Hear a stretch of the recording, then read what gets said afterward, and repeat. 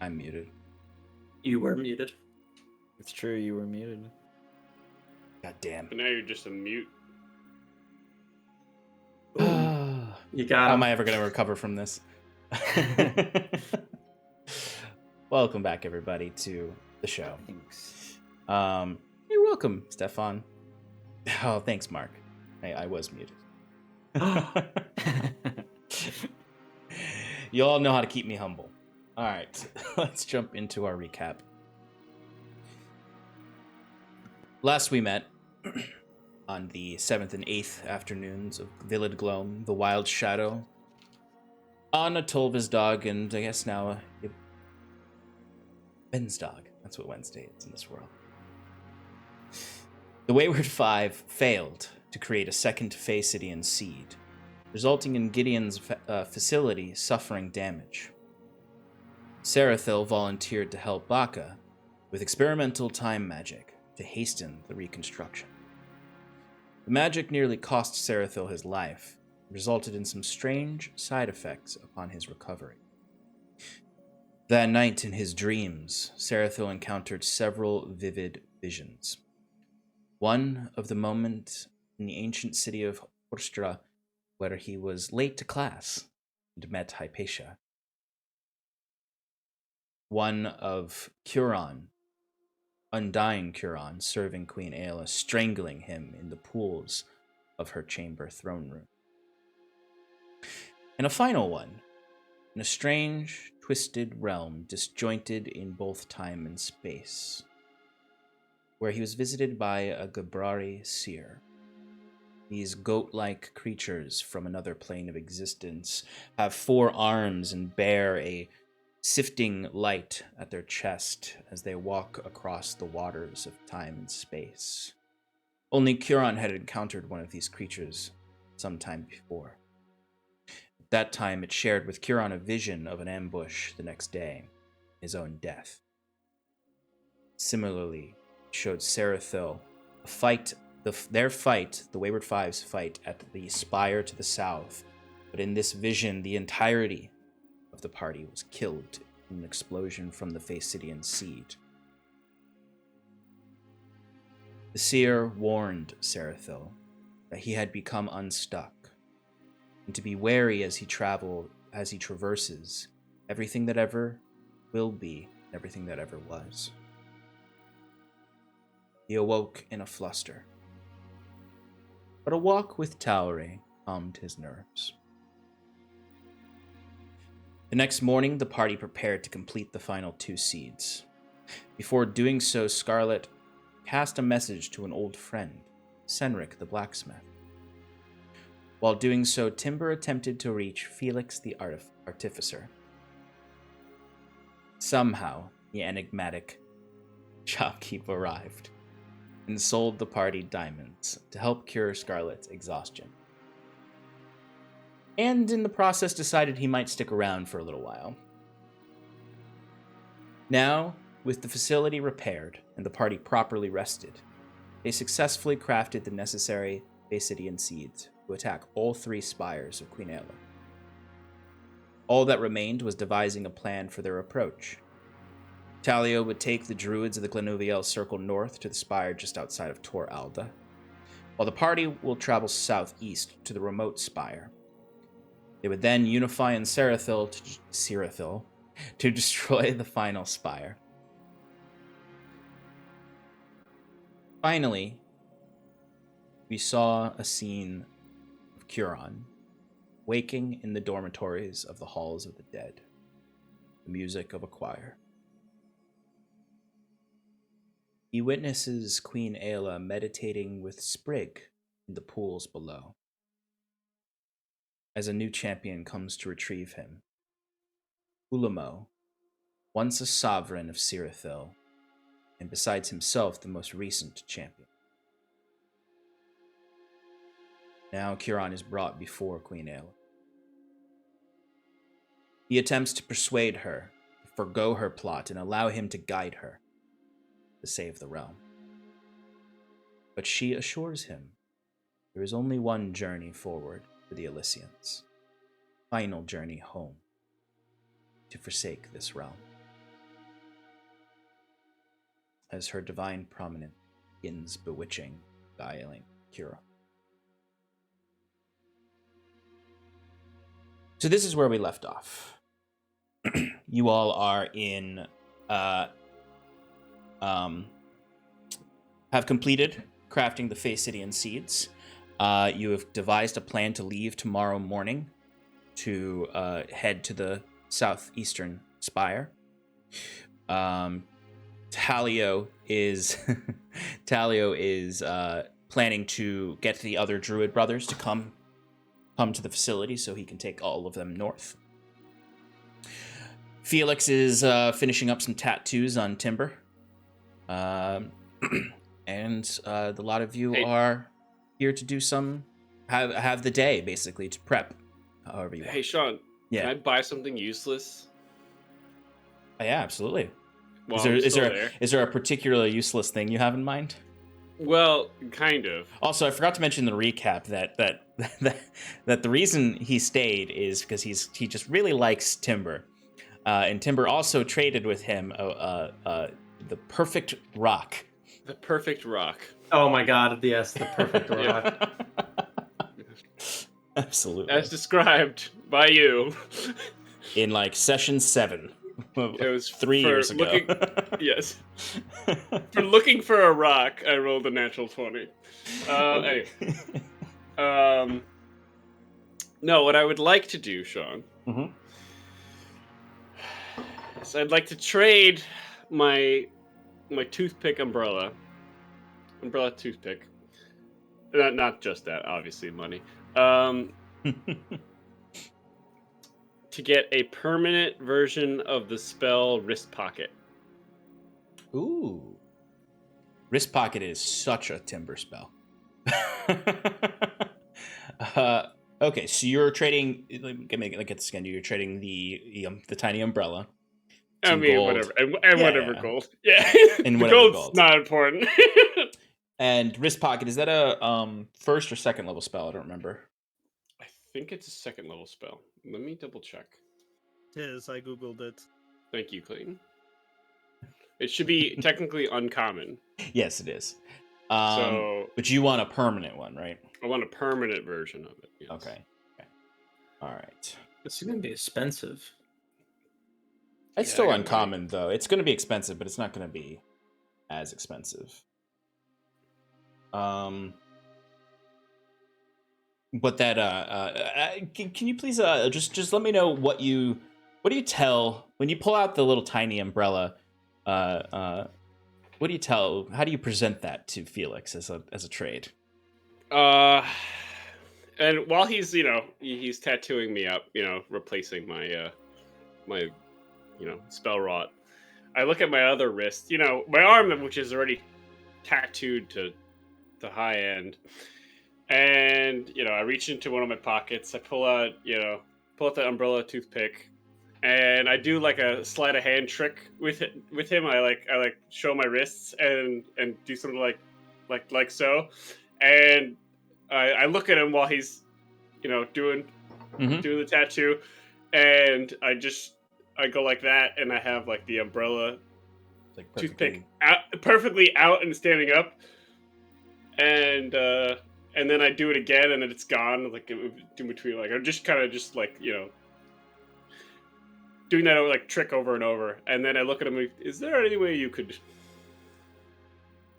make this a magical effect? This is fake magic. What I'm doing to you. I wouldn't exactly even call that fake magic, man. It's just kind of dancing a toy around in your hands. Well, the idea is to trick other people as if it disappeared. But in this case, you're too smart for this trick, Felix. Pretty good perception. But is there a way to make it, this trick? You trying to actually make the tiny umbrella disappear, man? Yeah, is there any means of doing that? I'm sure I could craft up something for that. Are you looking for a item that helps you with this, or are you looking for a specific spell? I got it. You can take a look at the books. Can I take a look at the books? Because I don't know. I don't know the spells. Yeah. And you easily find a wrist pocket spell. Okay. And give me a persuasion roll just to see if you get any bit of a discount for the umbrella All trick right. and trade me umbrella. Do I get advantage for the umbrella trick? It's fine. I'll just roll straight roll. Yeah, I got a 12. Okay. Yeah. He looks at you and he goes, man, I might have been really excited about that rock because that rock has a lot of properties to it, but that's just a piece of that's just a whittled down stick with some paper on it. Oh, I know. I wasn't really offering it. I was just using it as a means of maybe you had something cool, and this is my example of what I wanted. I mean, I'll take it. I'll take a big the parasol, but Oh, but just know it's not. It's not part of the deal. oh, it's okay. It's just my appreciation. That's all it is. Okay. All right. I like that. But you looking at that? What is that spell called there? Wrist pocket. It says wrist pocket. That's what you recommended. Yeah, that's an interesting one. It's a new one I've come by. It's a bit of a spatial manipulation. You create a little tiny world, so to speak, or tiny little demi plane where you just pop the thing in there. Now, standard wrist pocket spell keeps the item contained for 1 hour, I believe. But if if you've got any extra gold, might be able to manipulate the spell to extend that duration if you're interested. How about instead of it says here, the rulings of it, and instead maybe the duration, or maybe also in addition to the duration, how about the weight of the object, or the size of the object? I think it's weight. Just looking at the I think it's 5 pounds. something like that, yeah. Yep, no more than 5 pounds. Well, I could do both. I could do either. The baseline permanent tattoo of the wrist pocket's going to cost you about 850 gold pieces. Manipulation of the ability of the spell is going to cost a lot more money just because it's unstable to do that. It's a risk. And it's also very powerful. And I got to do it right. It's going to cost, it's got to use the right inks and the labor. And, if I do it wrong, then your arm might explode into a demi-plane and pull you in with it. That sounds very risky. Well, that's why it costs money, because I take my time and I do it right. If anyone, if someone's like, hey, man, I'll give you a spell tattoo permanent for, 100 gold pieces, you're going to die, man. You're going to die. Okay. How about instead of making a permanent version, we make charges? Can you do charges? I can do charges. Yeah, it's a lot cheaper to do charges. Right. But the ones that refresh. Well, that's permanent. Okay, all right, that's permanent. In that case, yes. Because that's how the permanent tattoos usually work, because there's charges to them. I thought you meant temporary charges. That's cheaper. Of course, you guys have something interesting to trade. I'm always down to take things besides perfect rocks and umbrellas. Oh, if that's the case, let me give you this Remembrance of Kira. What? Spike. No, nothing.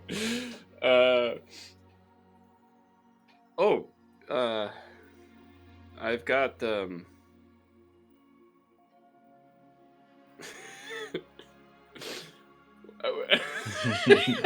I forgot I stole this candle, but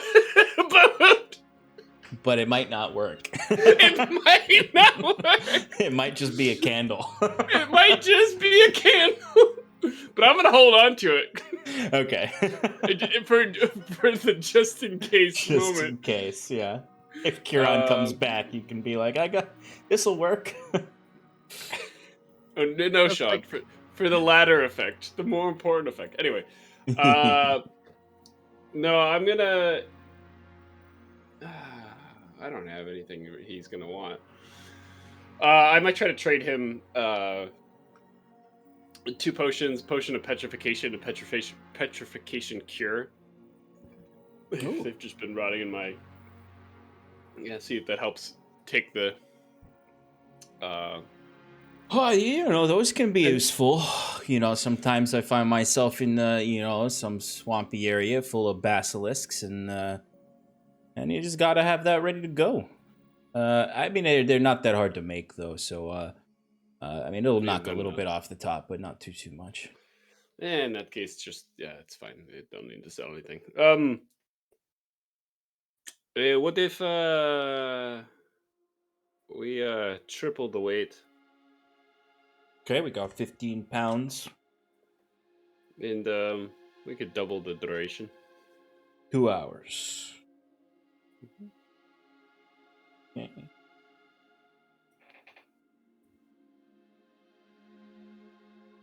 Alrighty. And this is permanent, right? Or are you looking at charges? This is permanent. Okay, permanent. We got that. Alrighty.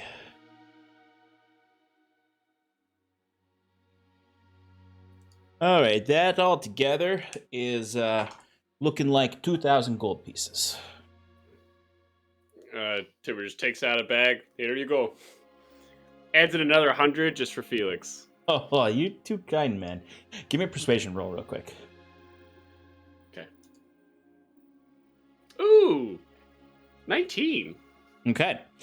So he's going to do the tattoo, and he is going to, because he likes you so much, and you guys are becoming buddies, it's going to be 20 pounds instead of 15. Ooh, and still 2 hours, though. Oh, thank you, Felix. Do you know what you want to be tattooed there, or are you leaving it up to Felix? Oh, I'm leaving it up to Felix. You always trust the artist, especially the really good ones. You just let them be. Yeah. AKA Eddie York, if you ever get to the commission, just let him go. Tis true. So yeah, you when he finishes up the tattoo, you find that you now have basically on your wrist here, you have an upside down parasol umbrella that you would have in a drink. That when you cast the spell comes alive and twists around in your hand and kind of like opens up the little demi-plane. Beautiful. Yeah, it's very nice. It's the actual umbrella part has it's bright pink, and at the bottom of it, at the top, even though it's upside down at the top, there's a little tiny drink that it's in, a little tiny coconut that has it's sticking out of. I like how, Timber's tatted up, and most of his stuff is very serious, and then you just got this one. Got this one umbrella one. Exactly. I also love the idea of the way Timber's tattoos are they're just like patches where there's no fur when he's in wolf form. Yeah. Okay. Yeah. All right. Anything else you want to do with Felix, Timber? No, that'll be all. It's gonna take probably the majority of the day to finish all this up with you. Or the afternoon at least. You'll be done by dinner time. Everyone else who is finishing up your conversation you had at the end of last session, is there anything you all would like to do specifically? I don't think so. Not me. I think we were gonna go try and find him, right? At the end of last session? Yes, that is. Yeah, you're right. That is what you guys said you were going to do. Gonna find what? Timber. Timber. Well, you Sarathil can easily lead you to a a trunk that is sitting in the middle of the courtyard and point at that, because that's where Timber is. Yeah, I'll just kind of like walk over and just be like, And he fit in there? What's he doing in the trunk? oh, that's, forgive me. It's been a long day, an exhausting day. You weren't here to meet this fellow. Oh yeah, It, neither of them know him. It's. I don't fully quite understand it, but essentially, the contents of the chest seem to operate in a different sort of demiplane, a smaller one. While he's explaining this, I kick open the trunk. While you do that, Ekbarlgoth, could you give me a just a straight D20 roll? Okay. 10 or lower, you don't know Felix. 11 or higher, you've heard of Felix. That's a 4. Okay, you don't know who Felix is then. I figure, extraplanar traveler. He's probably visited the Hells at some point. Kieran, you're a little quiet right now, just so you know. I mean, Stefan, sorry. One and the same. No. You got it right. Yeah. There you go.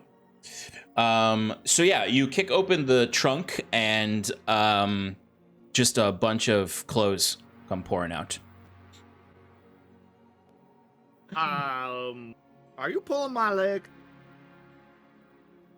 Why would I lie about something like this? As I said, I don't quite fully understand the magic of work here, but I guarantee you stay here long enough to boo up here. Any cool clothes in there, Sean? Yeah, there's a lot of really cool clothes because it's a mixture of clothes from all different dimensions across space and time. Anything you can think of is probably in there. There's like a tank top, there's a tie-dye shirt, there's a cardigan, there's a suit jacket. There's also like a There's Crocs.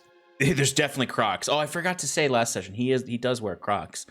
But there's also like you can clearly see like chainmail and like a puffy sort of pirate shirt. There's across time and space there are shirts and pants and socks and shoes in here. See a pair of sunglasses.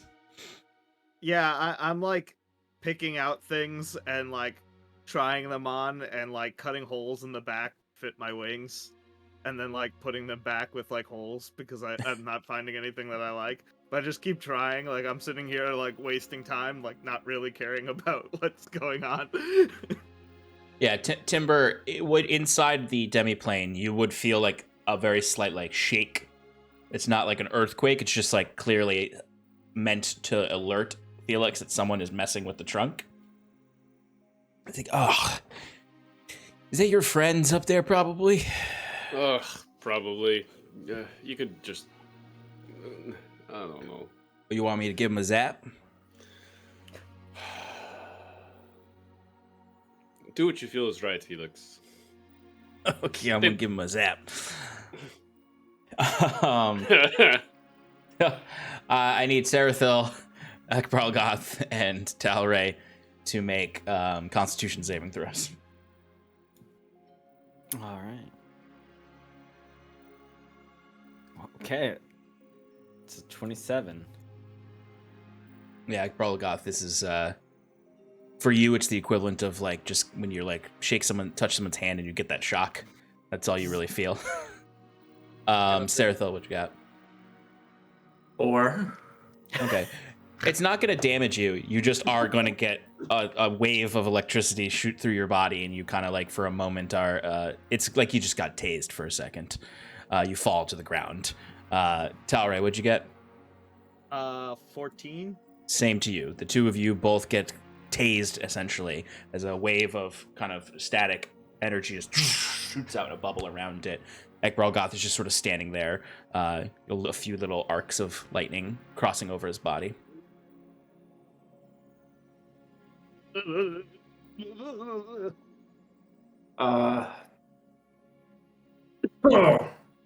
I'm done with this craziness. As I'll go back inside. Okay.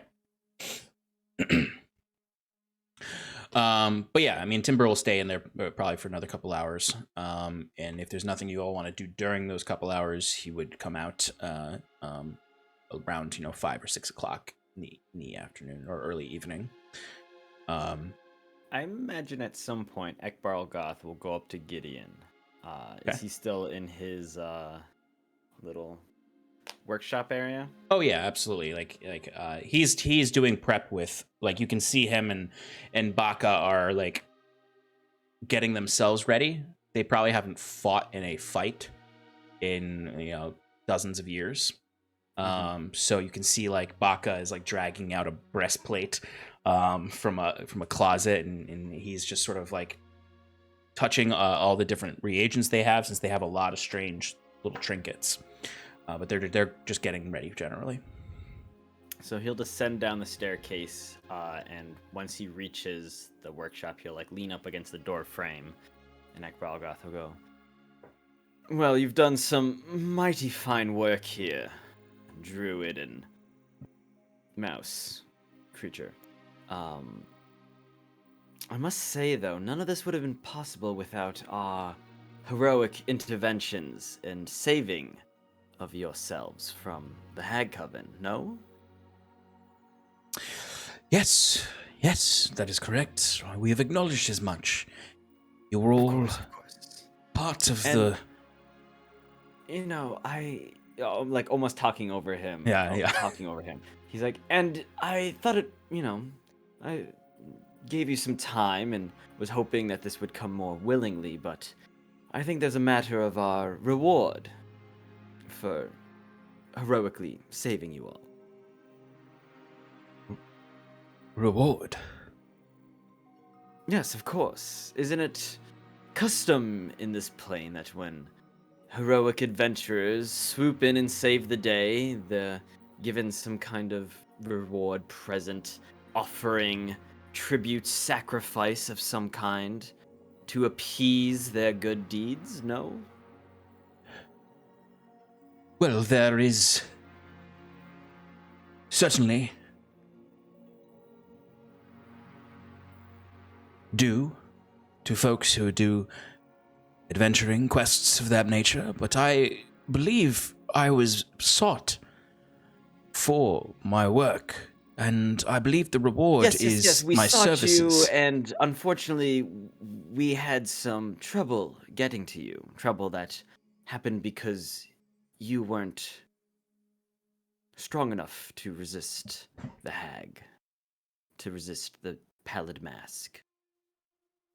An extra bump in our road, if you will. An inconvenience imposed by... And he just gestures to Gideon. An inconvenience. Interesting.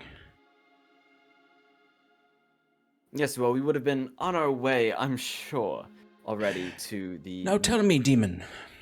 And now he talks over you.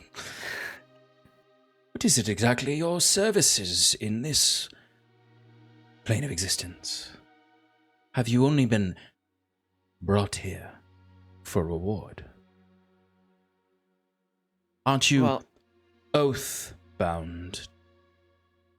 I am. You're not wrong in that regard, but I am allowed something extra for myself, am I not? So it would seem that you, regardless of if Baka and I produce reward, will still be bound to the quest at hand.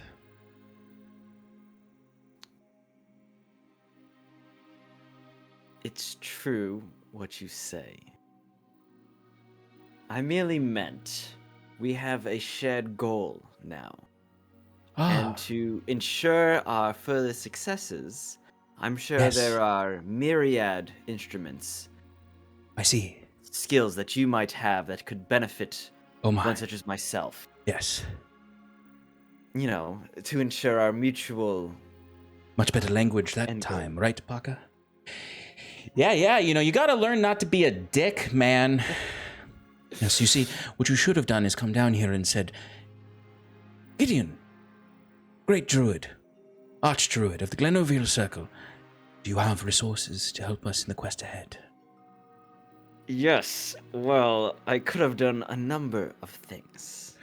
Yes, I'm sure, but I'm sure that number is much more limited than the number of things we can all do. So he winks and looks at the amulet on your necklace, on your neck.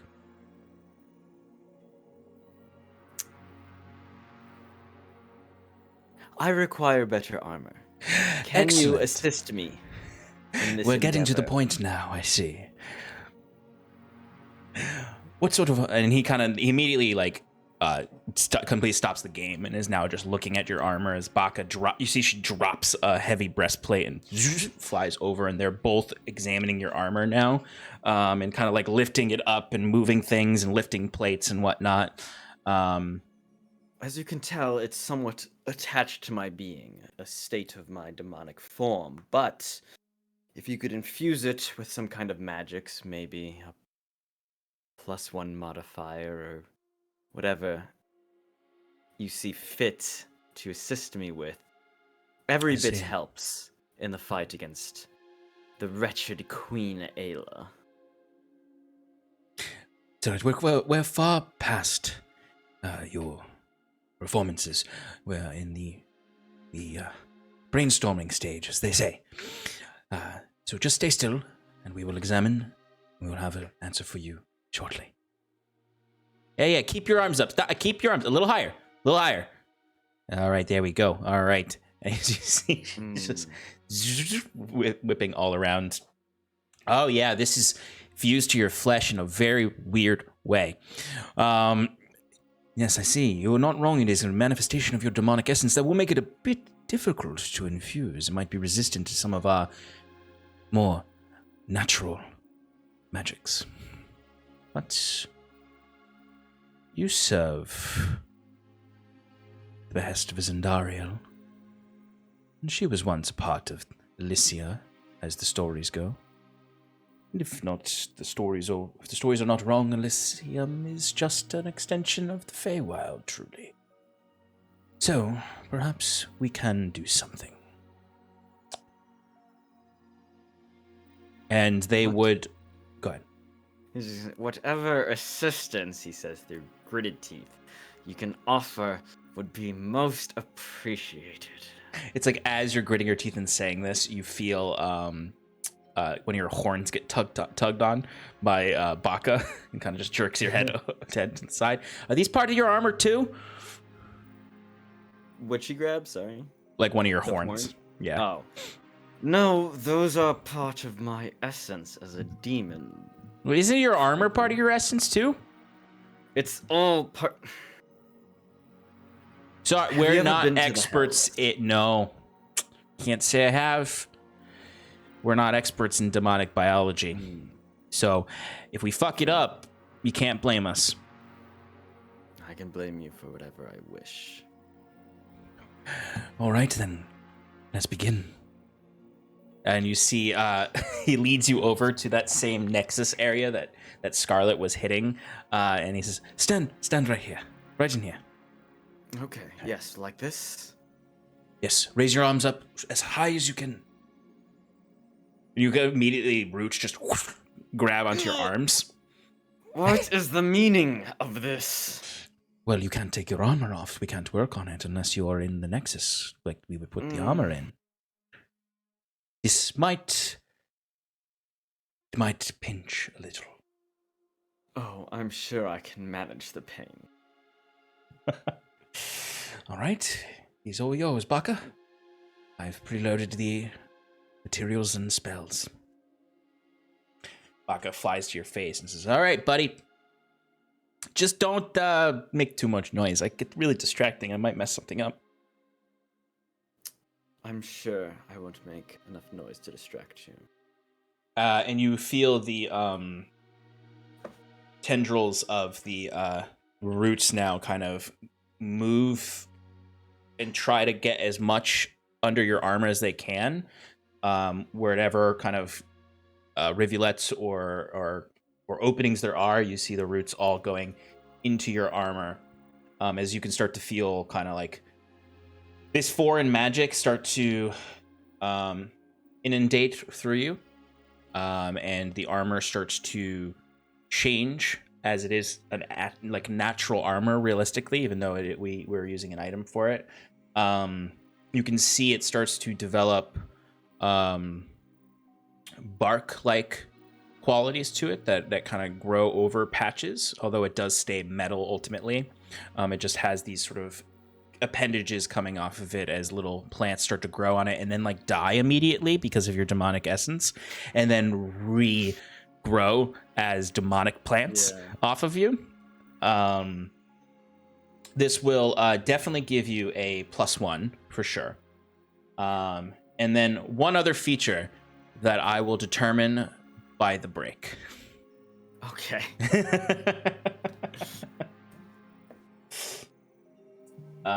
Okay. All right. Other things folks want to do during this downtime.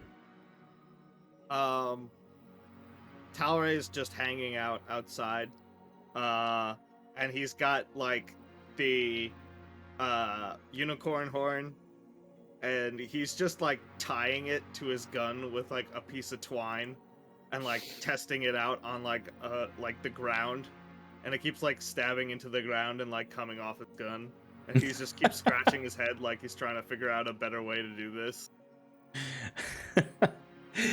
If you'd like, you could ask the artificer down in the workshop. Oh, I mean, I thought I was trapped out of there. No, not that one. I mean, they're an artificer, but so is Baka. Baka is also an artificer. Yeah, I'll give it a shot. Okay.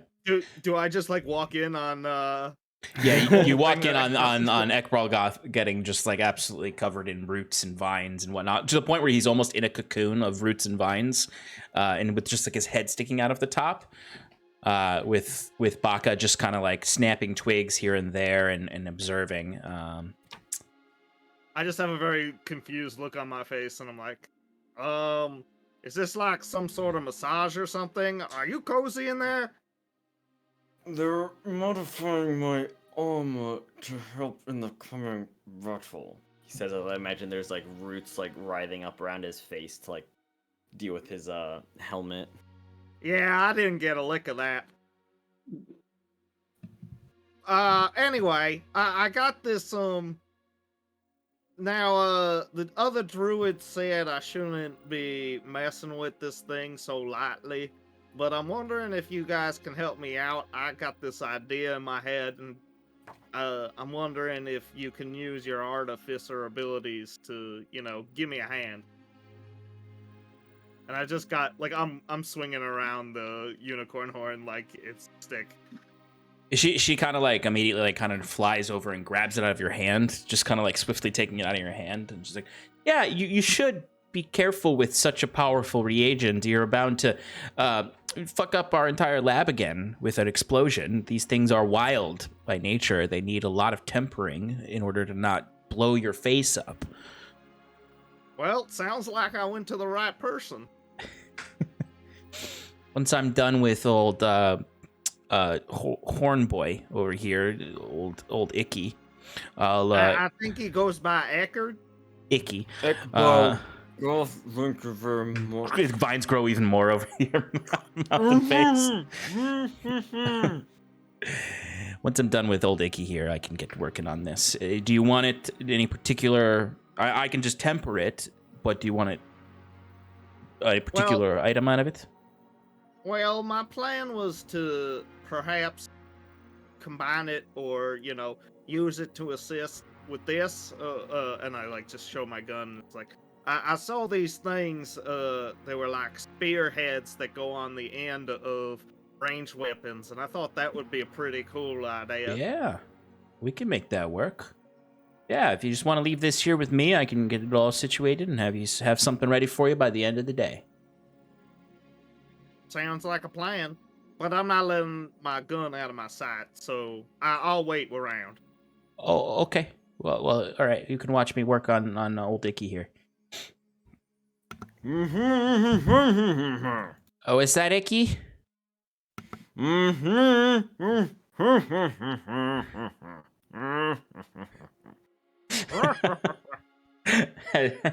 As the roots would like peel away from your face for a moment. It's like, hey. My name is Ekbarl Goth, Seneschal of Ika, chosen by I thought he had something useful to say. The roots grow back over. All right. I spend the time, just practicing throwing good berries in different locations. Like I just say, like I'll just be like, top of Eckerd's head and toss it, or like that bottle over there.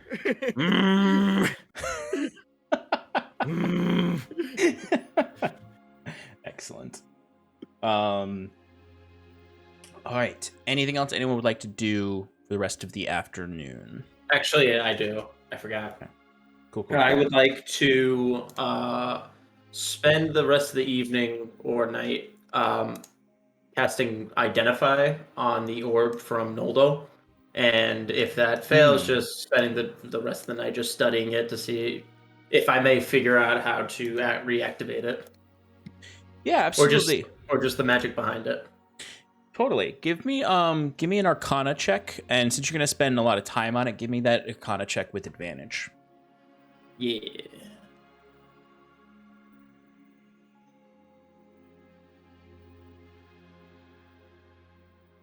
Damn. 21. 21, okay. So you receive a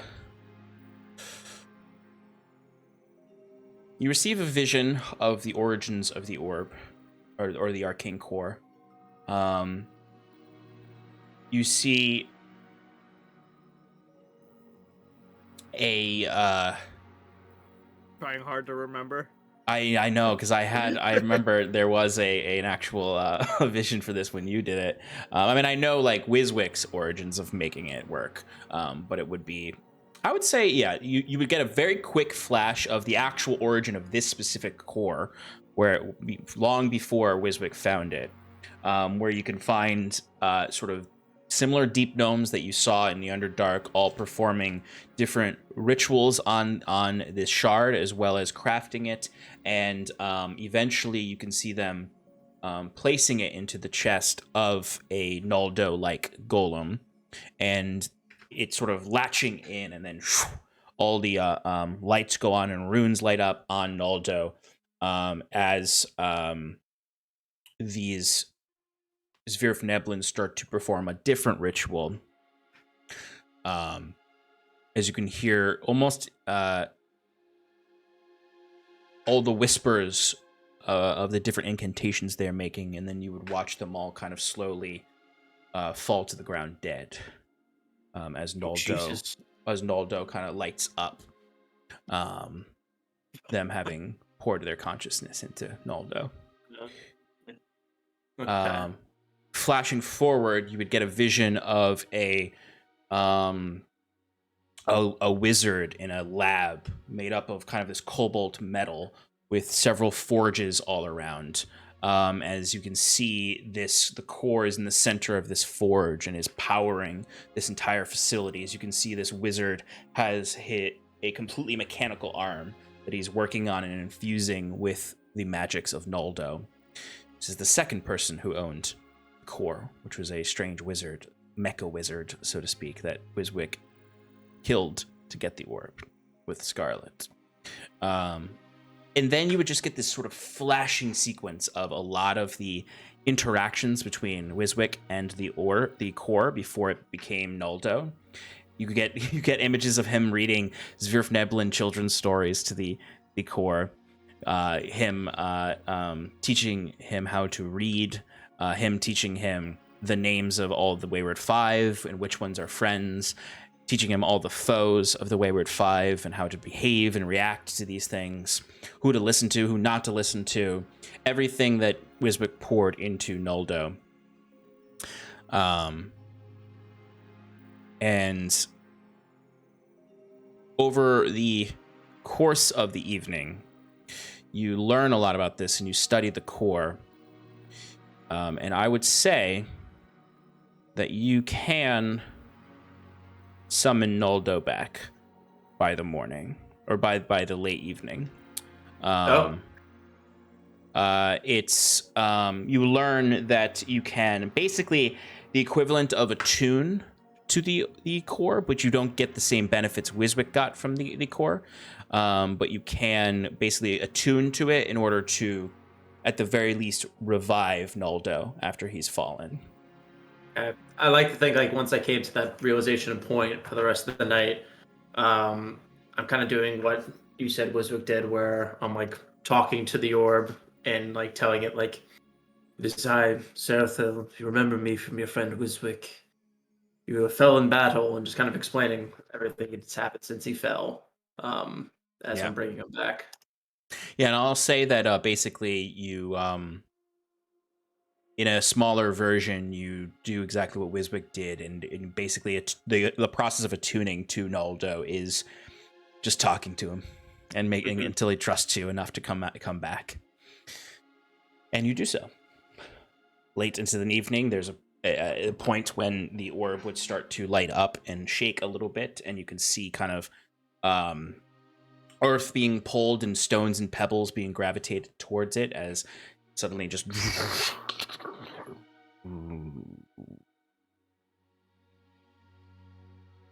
Sarathil.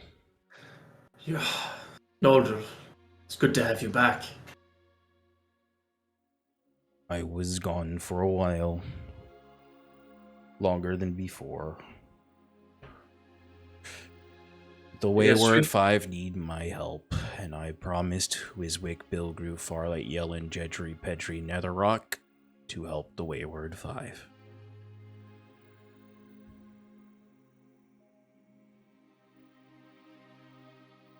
Yes, indeed.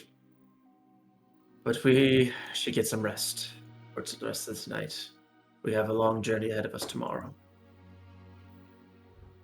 Yes, I will watch the door of the facility. And he heads upstairs to keep watch while the rest of you rest. Okay. All right. That's all I need to do. Excellent. Go for it. All right. So it is going to take a little while for you all to travel to the southeastern spire. You would talk to Talio about the path there, and he would outline it. He would actually give you one of the maps he has of Elysia and sort of circle areas of interest to guide you to make sure that you don't get lost. Basically saying, as long as you follow the Adra River southeast, you will eventually find it. Across the river. You will have to cross the river to get to it. And it's around maybe midnight that while you all are kind of resting, you would hear the loud sound of splintering wood outside. As you run out and you look and you see there's just sort of this tree that grew and then kind of splinters open. As you can see, kind of falling out first is Florian. As he's like, "Oh, we have not traveled that way in a long time." Wow, Elduin comes out after. He's like, "Ugh, I hate tree striding so much. It's so stiff after." Ugh. Talio, we're here. Where are all the rest of you? Oh, there you are. There you all are. You see, I'm sorry, Ilgwin is who came out first. Florian comes out last. And the three druid brothers have arrived as they received Talio's message that he sent their way with his animal messenger spell, and have arrived. And Talio gets them all caught up on the details of the adventure ahead. And you guys can find some rest tonight.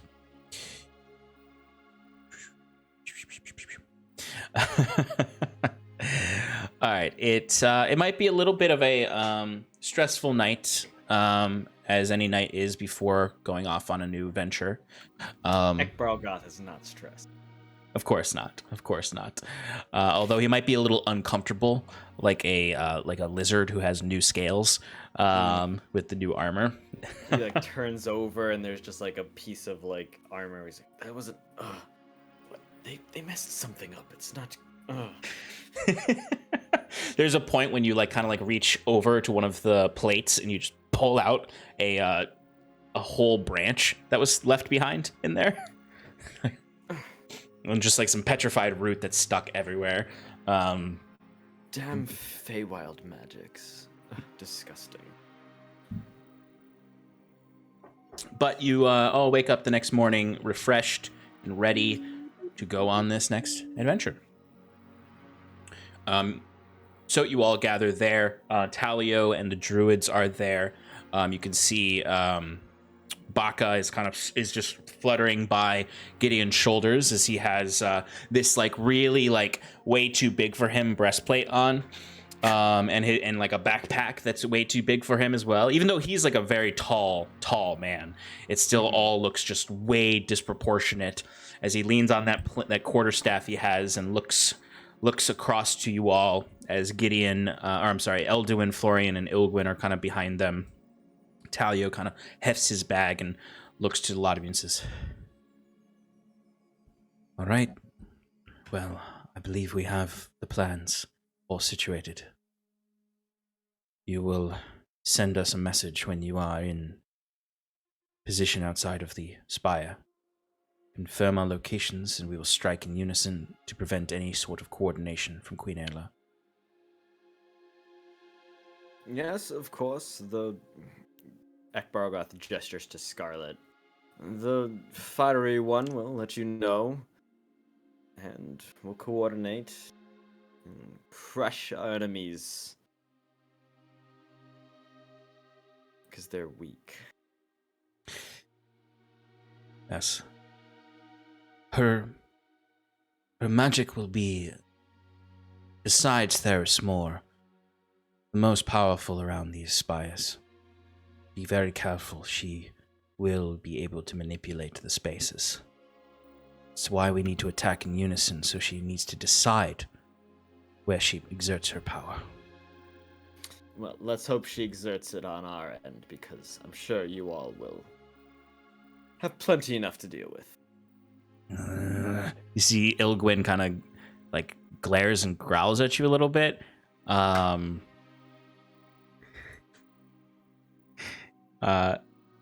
need you to give me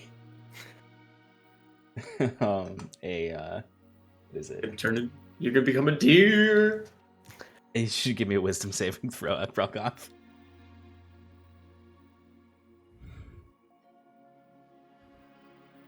That's a natural 1 for a 1.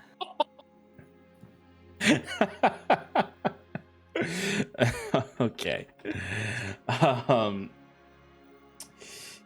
So yeah, Ekbargoth, as you're kind of cockily saying this, you suddenly feel your body kind of crunch a little bit, and that same discomfort in your new armor feels even more uncomfortable as you drop to the ground as a rabbit with demon horns.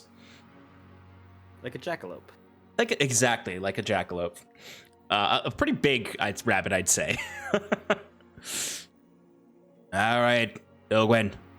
These are our friends, allies. Let them go. Let them out of that. What is Demon Rabbit Ekbargoth doing? Would I know who cast the spell? Yeah.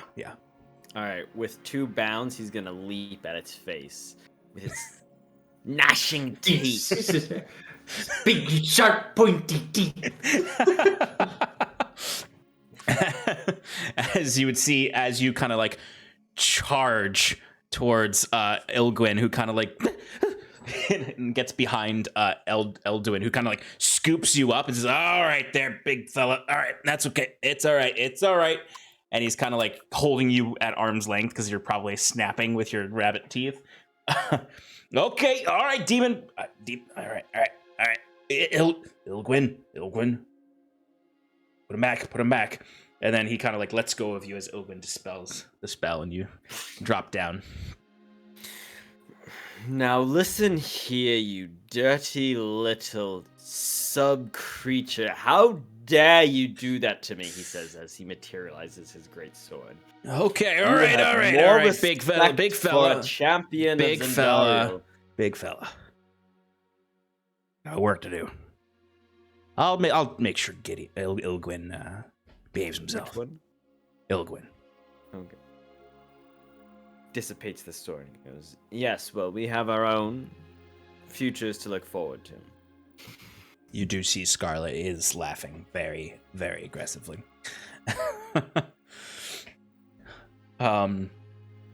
You see Gideon kind of taps his staff on the ground twice and says, "Oh, how exciting. Well, I suppose we will see each other again in the streets of Sarathil. I bid you good luck, and I hope we all live to see the next step of this venture."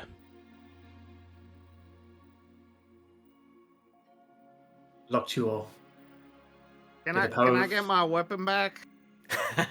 You see Baka is like, "Oh yeah," and you see she like has it in her bag of tools, and she like flips it out, and you see she's like, it's shrunken down to her size. Seems like anything she touches shrinks to her size, and she's just like, "This is a pretty nifty device you got here." You don't mess with that. It's not yours. And you see she does toss it to you, and as it's flying to you, it goes back to its original size. And you can see up at the end of the barrel, attached with sort of this fey-like bark skin holding it on, you see the unicorn horn juts out like a blade. Very much a magical bayonet. That will... I will give you the details. We could talk about it during the break. During the break, yeah. Okay. So you all are good to head off then, as you see the Druid brothers start to head north with Talio. Talio. Talio, you got it right the first time. I know. I just assume I get it wrong every time. Okay. So it's going to take you a little over a week to get to the outskirts along the river. Actually, no, we'll say around a week, not more than a week. So what? Sean, yeah. Isn't the meeting happening within like 5 in a 6 week days? Yeah. Okay. Yeah, it's happening on the 15th of this month. It's the 8th. So in exactly 1 week. So it'll be happening as you are taking on the Spire.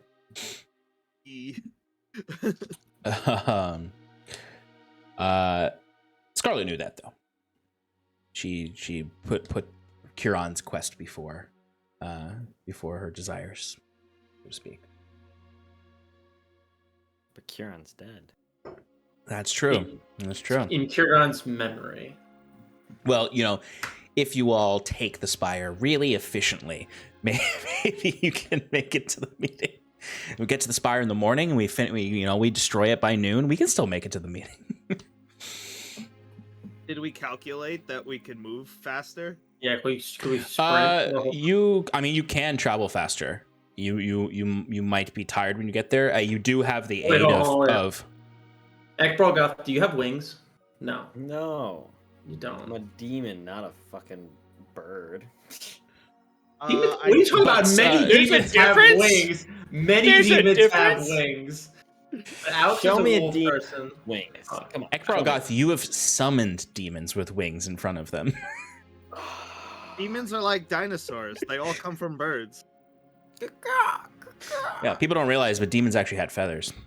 Good. All right, well, hold on. Yeah, I'll say this is the first day. The first day out, you guys can do kind of any discussions of. No. Sorry, Scarlet. I forgot that you're with the party for a second. I thought Are you trying to secretly do something? no, I wasn't gonna secretly do something. I was accounting for like travel speed of all of us, and I forgot about Scarlet. I do have an ability that Because you can fly. Alex is a wolf. And I could summon a dead horse. Oh, that's But we can't fit 3 people on my dead horse. Oh yeah, that's right. That's right. But Talray, you forests are one of your favorite terrains, right? Yes, that is correct. I believe it allows me to travel as stealthily At normal speed. Yeah, it doesn't increase our speed. We would need a barbarian. Okay. Here's what we do. You reduce the size of one of the people, and then you have them run on the back of Timber. If someone had the reduce spell. Did somebody have a large reduce spell? I think Wiswick did. Somebody can ride on the back of Mundi if he lets. Wait, but I learned his spells, didn't I? All of them? Have you been spending the gold to learn them all? Well, No, you're right. No, you're right. You've got the other book that you were learning spells from. Yeah, you're right. Scarlet is a barbarian, actually. But not that He's got to kind be of barbarian. a totem barbarian, yeah. Yeah, she's not that kind of barbarian, yeah. But Noldo. Scarlet can ride Noldo.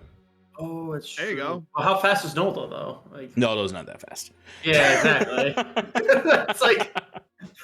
But what I'm saying is Noldo doesn't get tired, though. So if you travel more hours in the day than you would normally travel, you run the risk of some exhaustion, but, you might be able to eke a day or two out of that. As long as you only get 1 point of exhaustion, it's really, you do the math. It's like if you fail once, you then say, nope, we're going to go to sleep. And you get that exhaustion removed. So you go as long as you can until you get that exhaustion point, and you can eke some extra time out of it. I already have a point of exhaustion. I'd say it's worth to try it. Yeah, because you can get there, I'd say, even if you just did it so that you get there a day or two early, so it's before the meeting date. Yeah. Let's try it. Roll the dice. All right. And the good thing is that you can be stealthing the whole time because of Talray, so you can avoid any trouble. And you've obviously got Timber's help too with stealth with Pass Without a Trace. All right, so let's just go through it one step at a time. So day 1, let me get stealth checks from everyone.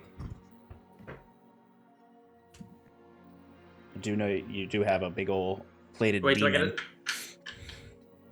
There is no stealth. Is there no something without a trace? I mean, I guess I could cast it, but it's only for an hour. I got a 5. I could. The big thing is the first few days is probably when the stealth is going to matter most, because you're going to be heading to the river, I presume, to follow the river. I mean, at points that I think it's the most, I don't know. I mean, I would cast Pass Without a Trace, but Yeah, let's use it. Let's go for it. Yeah, go for it. So what is it, plus 10? Plus 10. Okay, 15. There you go. I got a 20 with disadvantage. With Pass Without a Trace, 12. Wow. Yes! Bro. Oh, with Pass Without a Trace, I got a 30. Okay. Because I also have disadvantage. And then Scarlet has a 47. Scarlet got Well, a... good job. I don't know. I just 43. Oh, pretty close, actually. I'm gonna say Scarlet's 43 is really gonna be pulling some weight in this. Yeah, right. It is. The 3 stealthy members are definitely going to help pull the average up, so that the rest of you don't have to deal with any issues. I just don't understand why we have to sneak around all the time. If they're so powerful, let's just cut them down now and thin their ranks. But on this first day, you are passing through very much so the same kind of just wildlife that you've been passing through for the last several days. It's very peaceful. There's not too much to worry about. On the second day, would you like to stealth again? Sure. Yes. Yeah. Oh, okay. All right, go for it. Let's do another roll. Tipper would probably look at it. Be like, look, let's just get a little bit closer. And once we get closer and Queen Ayla cannot predict our moves, then we can show face and you can do what you do best. Yeah, Eckerd, this is your plan, ain't it? That we attack at the same time? Do you want to be late to your own party? No, I suppose not, but there's just something cowardly in the act. We'll also say that Scarlet sent a message to the other team to hustle as well. Pretend it's a workout for your leg muscles. You know, crouching all the time. I don't work out. My physique is natural. It's just how I am. Well, He says maybe with a 17. maybe you won't feel that way once you have some material plain cooking. I don't know if they got cheeseburgers where you come from, but they'll make you put on a few pounds. Cheat. Yeah, because What Terramron, are the cheeseburgers? Wood Elf lands, are known for their beef. Cheeseburgers. I'm a transdimensional being. I've got to know about a cheeseburger. Is it pronounced cheeseburger or cheeseburger? Burger. Burger. Okay. Fascinating. What is this that you called it? The cheeseburger? Oh god. I think he said cheeseburger. Big A. All right. To make this a little easier, I'm just going to ask someone, can be anyone, to roll a D100. You got it. I do it. You could, I because do, I just... I do it. I did it. Woo! It's a 33. 33. Okay. That's a good number. That's a really good number, Sean. Or really it's a good really number. bad number. It's a very peaceful day.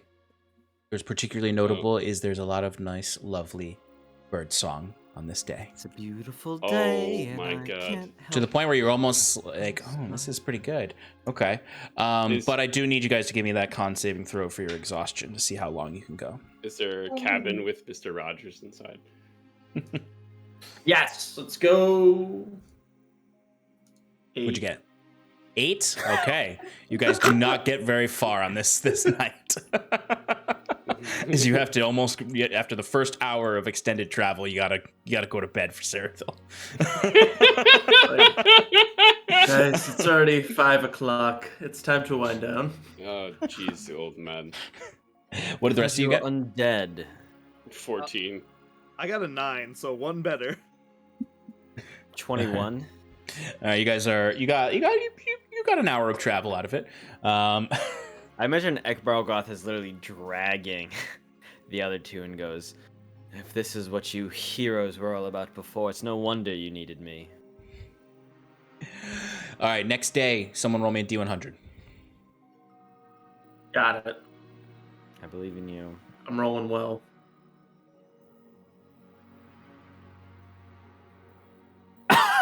One. No! And the Oh, end meteor times comes came. down. The Pallid King. A portal rips open in the forest floor as you see a worm fly into the sky.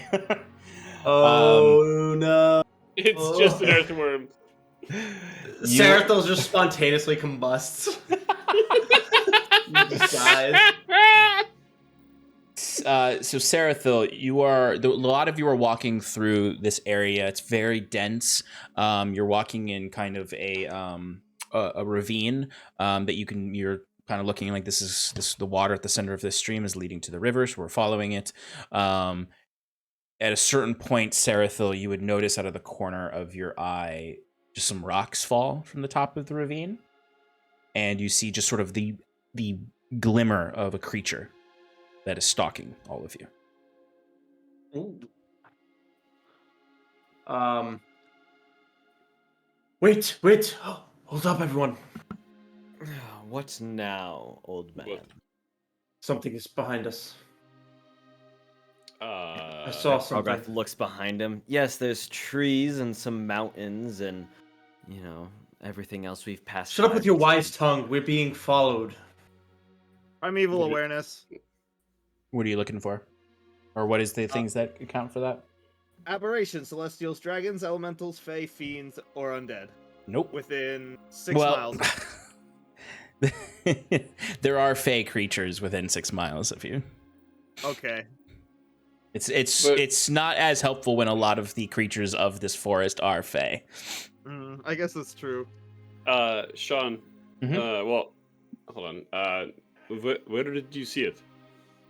Point to it. Sarathil would gesture over to the area that he saw the rocks fall Can I- down and a creature that moved.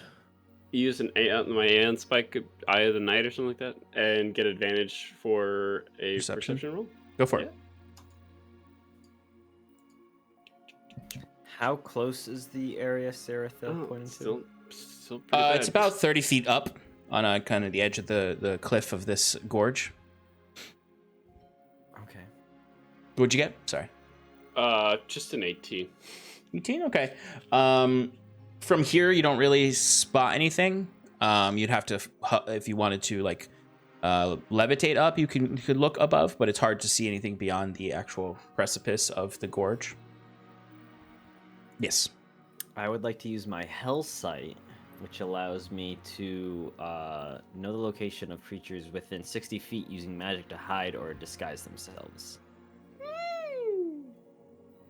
Okay, so it lets you see invisible creatures. Or they're Not disguised. necessarily. Or detect them. I know the location of creatures Okay. using magic specifically. Within to 60 hide or feet. disguise themselves, yes. Okay. I would say you do not locate this creature. Did anybody see it? Whatever it is, it's not using magic to hide itself. Okay, and I'm just going to blink right up there. Yeah. Yeah, give me another perception check. Okay.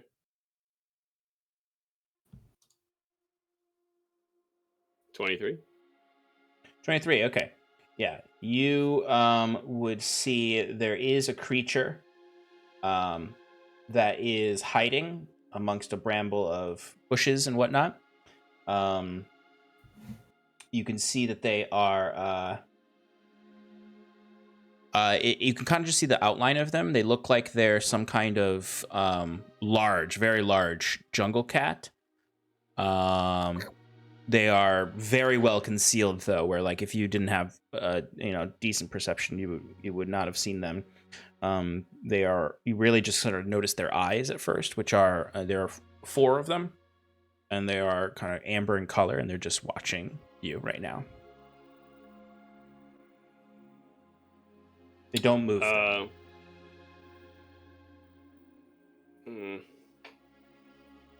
You see anything up there? Are you all right? It's a cat. It's like just a animal of prey. Like what? Prey A house domestic cat? A jaguar? Lynx. Just a large kitty, large house cat in the bush. Did you try going? There's no couch nearby. I don't know what to do.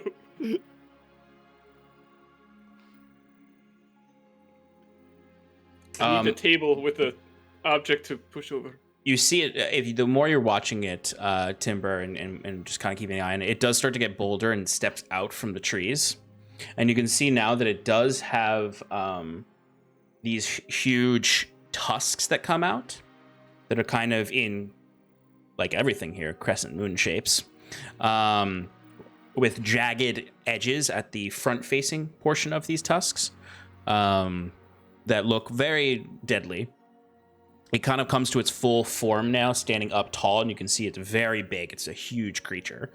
And it is starting to growl at you. You're not sure if it's threatening to attack you or if it's like, now that it's been found, it's trying to like intimidate you. I'm going to talk to it I forgot you can talk to animals, you son of a bitch. Look, Oh my god, you got pet pal? pretty much.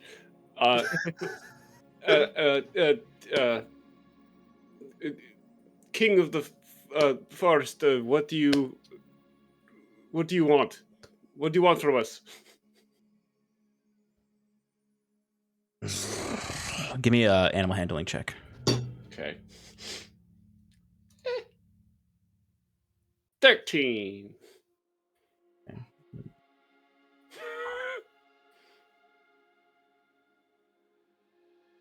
You are in my territory. And we are leaving as we speak. My friends and I are just walking away, and we will not encroach on your land any longer. You see as, like, Timber's kind of like backing up. Yeah, and you see it stomps its front paws down into the dirt, sending a bunch of it kicking up. It looks like a cat with these tongues, like a saber-toothed tiger, massive with kind of jaguar fur, but with some violet kind of radiating through it, those 4 eyes. But its like behavior is more like, as it's trying to threaten you, it's more like a bear in the way it's like stomping on the ground, because it's much more muscular than a typical Leith kind of jungle cat.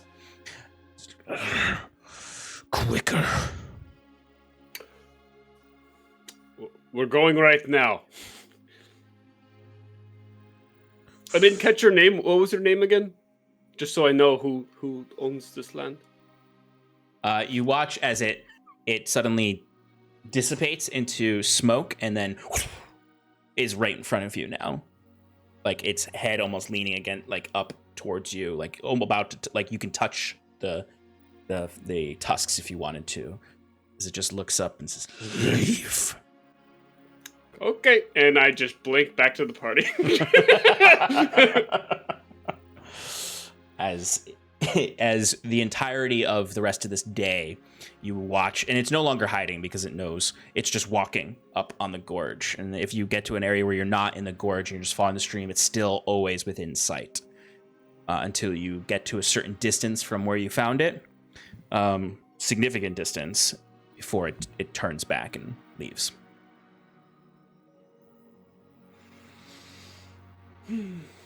Quite the creature. I'm sure it would have been marvelous to spar against it.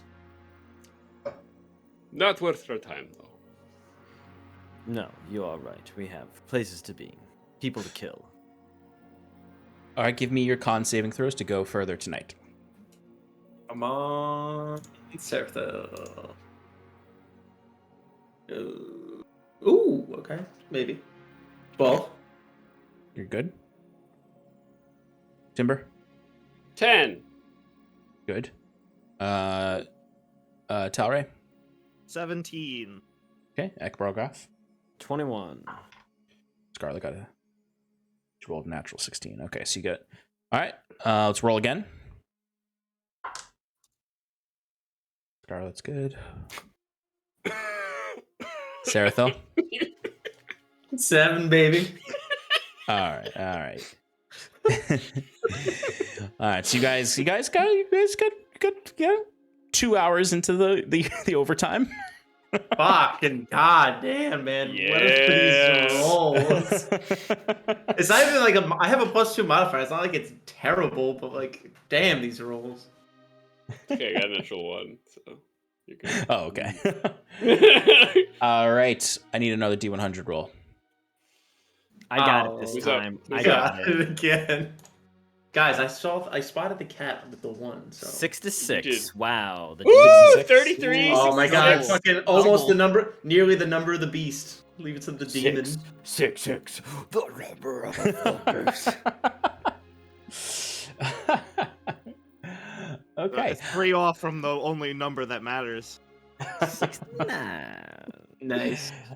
So as you are wandering, you know you're starting to get closer to the river.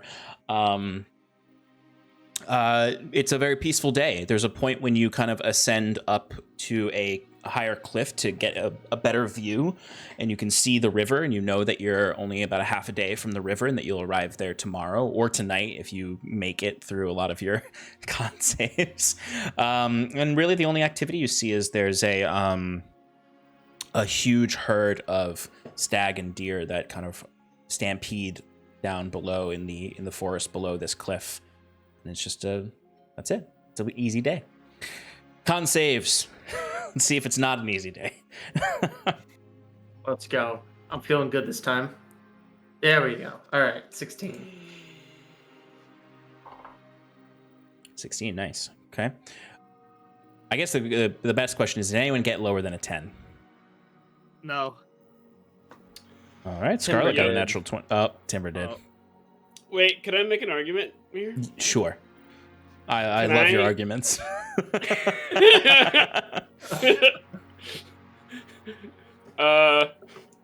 Can I walk on all fours and double my points? No. I was gonna. It's already. I was gonna say, can I have Sarathil summon the steed, and then I just ride the back of it What I will say is that and as fall long asleep there? as it's only one person who fails, you can ride the steed or you can ride Noldo so that the team can do another hour potentially. Okay. Okay. I just want to be clear that I've been on top of Monday this whole time. I've been rolling with his stats. Oh, excellent. All right. So you guys get one more roll for this, or maybe multiple more rolls, as long as. Yes. Go for it. I don't fuck up. Wait. Oh. Oh, more rolls, right. Did you get 11. Sarathil? Should 11. Morals. Kieran's not here. Well, I it ascends. Timber, you don't need to roll because you're riding the steed. Okay. Yeah. Yeah. I'm done. Wait, I'm is it done. it says by 2 or 1? It ascends by 2 every hour. So So, that's an 11. so you all get one more hour. You'll get it, but you can't proceed any further. Okay. Because Sarathil failed by 1. It's too good. Okay. But you do make it to the river the next day, which means that the danger is relatively reduced. And I don't get to roll a D100? You know what? We'll do one D100 for so that everyone's included. Yay. Don't screw up the theme. You gotta get 99. Wow. 32. That was. Boo. Boo. Hey, I How thought dare I not roll a ridiculous number? You ruined How dare everything. All right. So as you all reach the river, you're probably about maybe like 50 yards from the river. You can hear it roaring. You can see it through the trees somewhat. Talray, you hear a very heavy rumbling somewhere far off in the forest, heading in your direction, and it is getting louder. Uh-oh. Something big's on the way. Take cover. And I fly up to see what it is. Okay. I actively do not take up. Okay, yeah. What are the rest of you doing while he flies up to take a look? Did he point the direction it was coming from? Yes, I'll say he did, yeah. Okay. It was just from like in the bushes or the brush. It's so like the forest line has kind of been descending towards the river, so it's coming towards you from, you all hear it now, and it's probably like 300 feet away, and it's something big that is breaching through trees, and They're coming from the high ground. From the high ground, yes, they have the high yeah. ground. They have the high ground. Oh man, guys, It's it's over. I'm gonna just because I love using it. In the direction and in between the party and where the sound is coming from, I'm just gonna click my movable rod, and then I'm gonna blink up to the sky, and then click my heels together, and hang out with Talray. So you're just hanging out in the sky. But I'm putting my movable rod in the way in case something I see. boulders into it. I see. Scarlet's gonna hide. Okay. Yeah, natural 20 for 35. Ek Bargoth, you're just standing at the ready. Yeah. I think he I'm sees gonna stand- Kaze put the rod in, and he's gonna go behind it. Yeah. And just like stand there braced with the Zweihander, just like whatever comes shall come, and I'll cut it down. and I will be behind Ekbarlgoth because I'm not even going to attempt to hide. I'm sorry, where did you put the immovable rod again? Just in between the party and the direction of where the sound is coming from. Oh, okay, so whatever something potentially could trip over it, basically. It was more like medium Run height. into it. Yeah, run into it kind of thing. Okay, all right. Yeah. I can see what you're saying. Are you putting in it? Is it like vertical or horizontal? It was supposed to be horizontal, just in case, Just you making sure. clotheslined, yeah.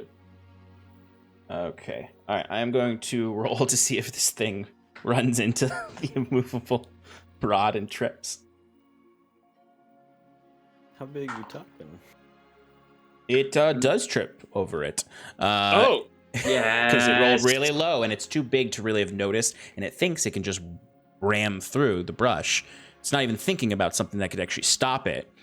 So you see this giant creature. It looks like one might say it has sort of this indigo fur all over its body. Very muscular. If you were to describe it, I would say the best way to describe it is if you combined a bear with a gorilla, and and it was just very large. A rune bear. A rune bear, one might say, yeah. Comes rushing forward. It does completely trip over the immovable rod, though, as it just goes tumbling forward and rolling down the hill a couple feet, a couple dozen feet. Head off? You can try. Yeah, okay. And I chop its head off. I'll say if you get a natural 20, you'll decapitate it.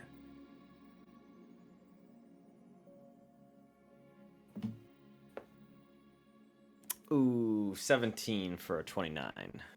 Okay, it'll hit. Go ahead and roll damage. Fantastic.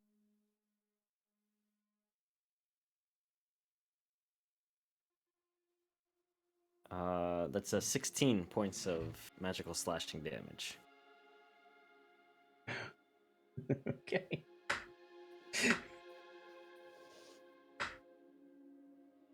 All right. I think I just need to roll some initiative here real quick. Okay. Let's go ahead and roll initiative. Oof. Beautiful, Clayton. Mm.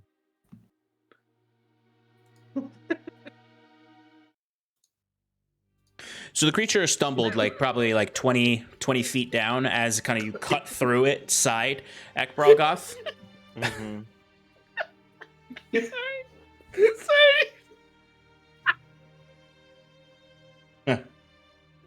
Alex, I'm sorry, folks. It's Clayton's fault. It's Clayton's fault. It's always Clayton's fault. Yep, that's what the bear's doing right now. All right, 20 to 25. 23. Old man is woken up. 15 to 19. 16. 16. Nice. We You tied. go first. Okay. Ekbarlgoth, what'd you get? 3. Okay.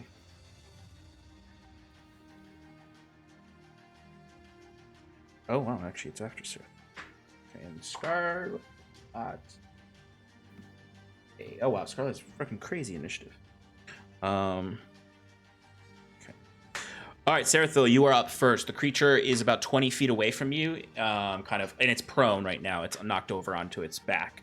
It's going to get up, though, on its turn, but it is 20 feet away from you. Well, I'm going to...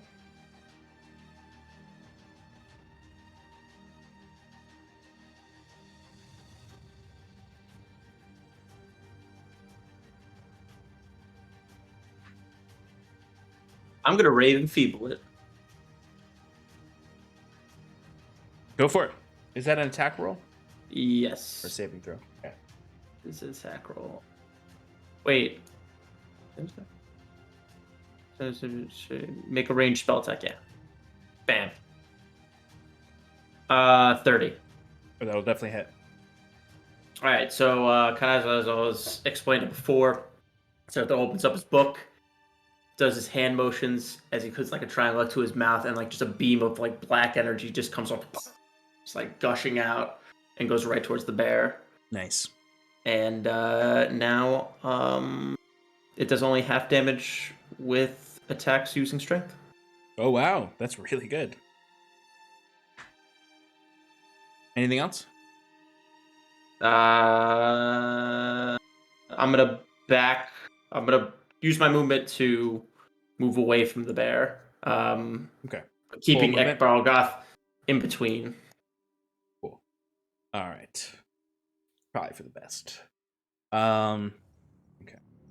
So you're 50 feet from the bear now. Yes. It's the bear's turn. It is going to. This is 20 feet away from Ekbaralgoth. It is going to use its charge feature as it's going to move that 20 feet towards you and do a slam attack. When it reaches engagement range, I'm going to use my reaction to hit it with a shit. I forget what the things are called. Baleful Interdict. Nice. And What does that do? it needs to make a Wisdom saving throw. DC is 18. It rolled a natural 1. All right, so it is knocked back 30 feet and is prone. It's fucking bears just getting put through the Hell ringer. yeah, dude. I love that, though. Yep. That's so awesome. You know what's the one thing? You know, I had to imagine. It moved 20 feet. You knock it back 30 feet, right? Yep. Okay, so can you describe what this looks like? Just because this bear got absolutely knocked down. This ruined bear got knocked down. It's up and it's just, and then what does it look like? So it charges, and Ekbaralgoth just same stance, just two-handed on his Vihander. And the moment it gets within range, he just sweeps his hand across, and it makes this line. And you see like trailing it. I'll say like Sarathil, since he's behind him, will see like these abyssal infernal runes like dance across the sky as it just shoots out, and only visible to Ekbaralgoth, a seal is slapped onto the bear's forehead, and as it is, it's just propelled, like it just got like launched 30 feet back as it tumbles to the ground prone. Hell yeah, I love it. It's gonna hit a tree, so I'm just gonna roll a little bit of damage for it. Nice. It takes 7 points of bludgeoning damage as it hits into this big, thick, ancient tree. You can hear the tree snaps a little, as if if this tree got hit with this bear one more time, it would collapse. The bear kind of, and it has to use the rest of its movement to stand up. And it can move. It has 10 more feet, so it's gonna move. It starts its charge, but cannot get to you, Ekbaralgoth. Hell yeah! It is Scarlet's turn. Scarlet is going to throw her dagger from the stealth position where she is not seen, so she'll have advantage, which will give her sneak attack if she hits. With a 22, she will hit, so she's going to get that sneak attack. Roll that damage. Okay, so that is going to be 10 points of piercing damage.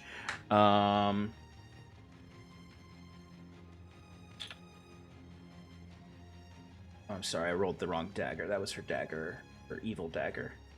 I'm going to roll the damage. It's just -1, so 9 points for the other dagger, which also does 1d6 radiant. Okay. Oop, that's con. 2 more points of damage. 11 points. None of you are around it, so you don't get that heal. But let's do a sneak attack. How much is her sneak attack now? 66, yeah. What level is she? She is 11 rogue, 3 barbarian. Okay, so yeah. 23 points of damage. So that's really nice. That is...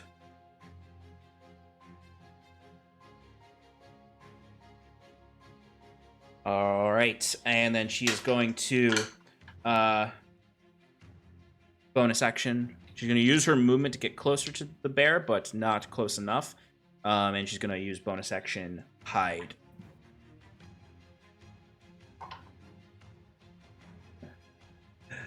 This is Bear's passive perception. She rolled a natural 1. Oh no. It does not see her though. At plus 15. So she is. You Ekbalgoth, you would see as you're preparing. You can see the dagger shoots out, and then she darts into the bush again, and you can see she's hiding. She's like behind that tree that looks precarious, so she can sneak up on the bear again on her next turn to get that sneak attack. She's probably gonna have to sneak up to grab her dagger out of its side also, but she's got another dagger. All right, that's Scarlet's turn. Talray, you are up. Next, Timber, you're on deck, and then Ekbalgoth. I shoot the bear. Shoot the bear. You are.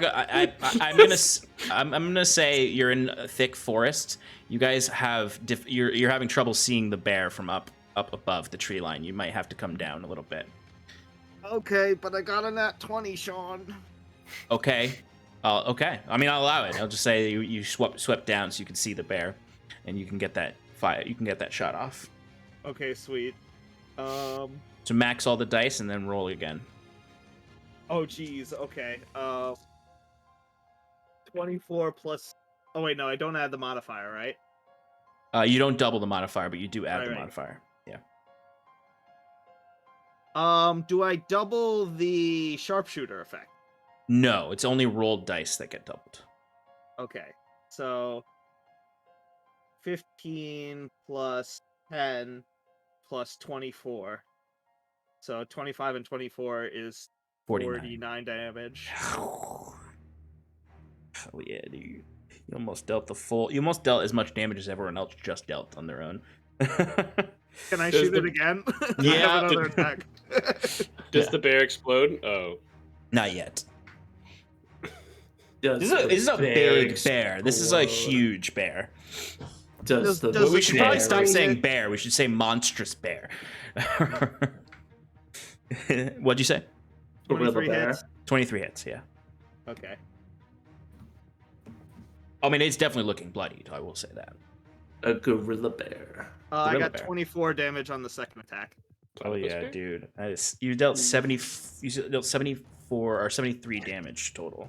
It just says bear. This is what I do. I shoot things real good.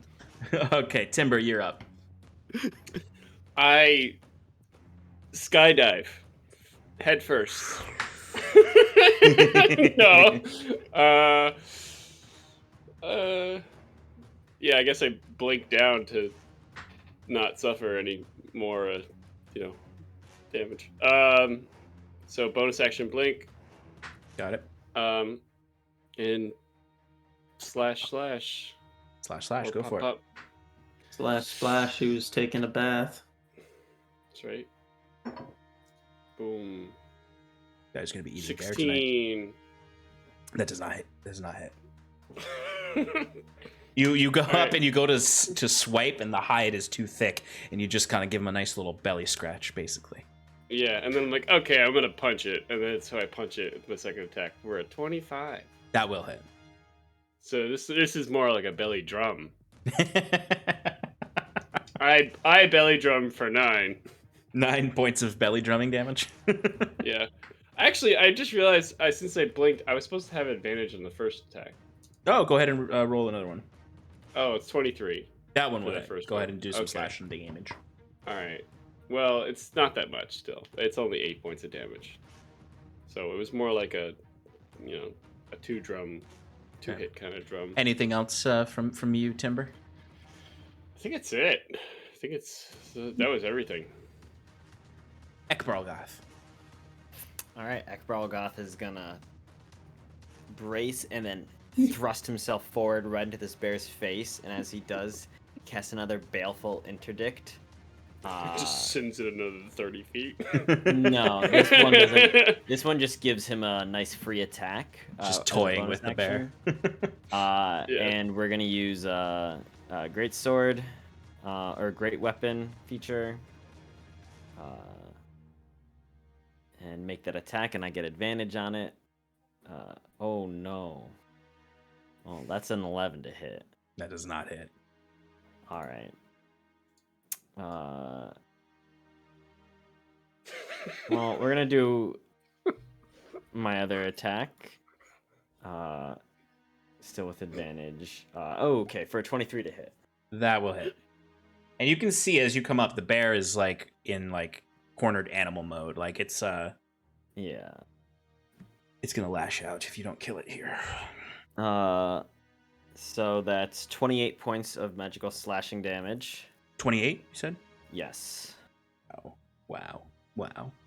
And then another attack. Dirty 20. How do you want to do this? So as he does it, The first attack Ekral- killed it. Oh, okay. Just doing the math.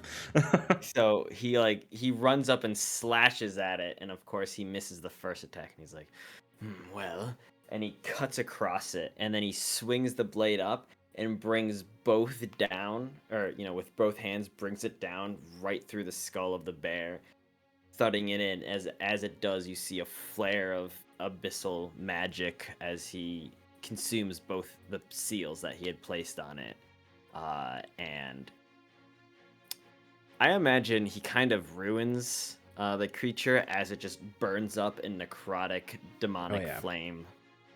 Absolutely. Yeah. Yeah, I imagine like as soon as you said the seals used, I imagined like it's like the demonic fire just like burns all the flesh and skin away from like the skull and upper torso. So you've got like almost like the entire front like upper body of the bear was completely boiled down to the bone as the fire burns out, and this bear is just completely destroyed and decimated. Good job, everybody. I didn't get a single attack on any of you. I think I got ruined. It's like this is a hilarious encounter because I'm just sort of like, oh yeah, you guys are level 14. This is exactly what even a big ass scary forest monster should be dealt with this way. Good job, everybody. All right, but you do have this mess of a bearish corpse here, and Ekbralgoth rips his sword out, and then he turns to the rest of the group and goes, see, now this is what we should have done to that other beast. Look, and he takes it and he like reaches his hand over its like mouth and starts lifting up its jaw like he's like motioning it as it's talking, and he's like, oh, look at me, I'm just a poor little bear. Oh, come on, man. Don't do that. Fine. I'm just Do saying. not disgrace. It was quite the disgrace, you're right. Pathetic creature.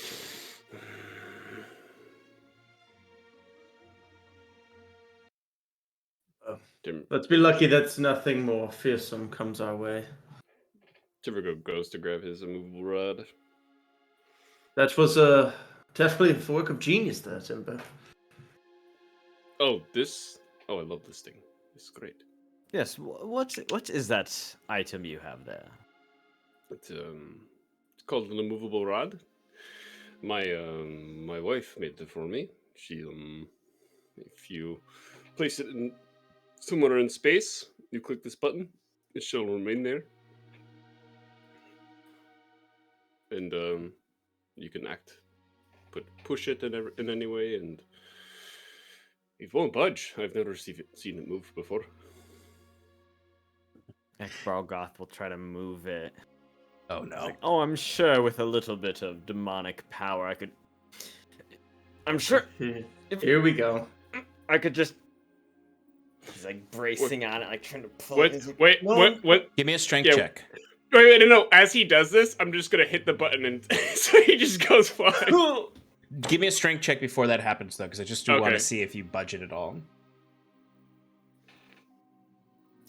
Oh, natural 20. Oh What's my the total? gosh!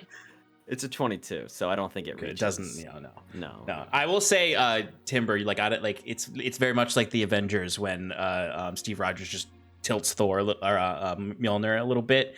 You do see it budges just like a little bit, and that's when you hit the button and he goes flying back into the bear corpse. Which with your heft and whatnot, you just like break the bones and you find yourself in the muck, the like melted, singed flesh and innards. Well, I can say that I've been in much worse. He says as he like climbs out, like using the bear to like stand himself up. And he holds up the rod and tosses it back to Timber, and he goes, "It's quite the trinket you've got there. I'm surprised I've never encountered it before." I'll probably have you use it in the coming days. Is there any like magic emanating from this bear? Like residual? I would It's say, there's no, this bear is like one of the few things that is like fairly natural here. That is not like a magical beast. Like the last monster you encountered was definitely magical. It was able to teleport, but this one is just a really big bear. I mean, it has like that trace fey magic that you sense in everything, but nothing unique. Nothing of value. Yep, that's fine. Yeah, unless you really like collecting bear bones. I mean, Talray is probably just gonna get in there while everybody's talking and like, open up the bear and like check its stomach for stuff. Yeah, you find some small animal bones and digesting meat, stag meat. All right, I just leave it and clean myself off. I mean, you could definitely harvest some good bear meat for cooking. Yeah, sure. I think you were gonna say good berries. Just There's just some good berries in there.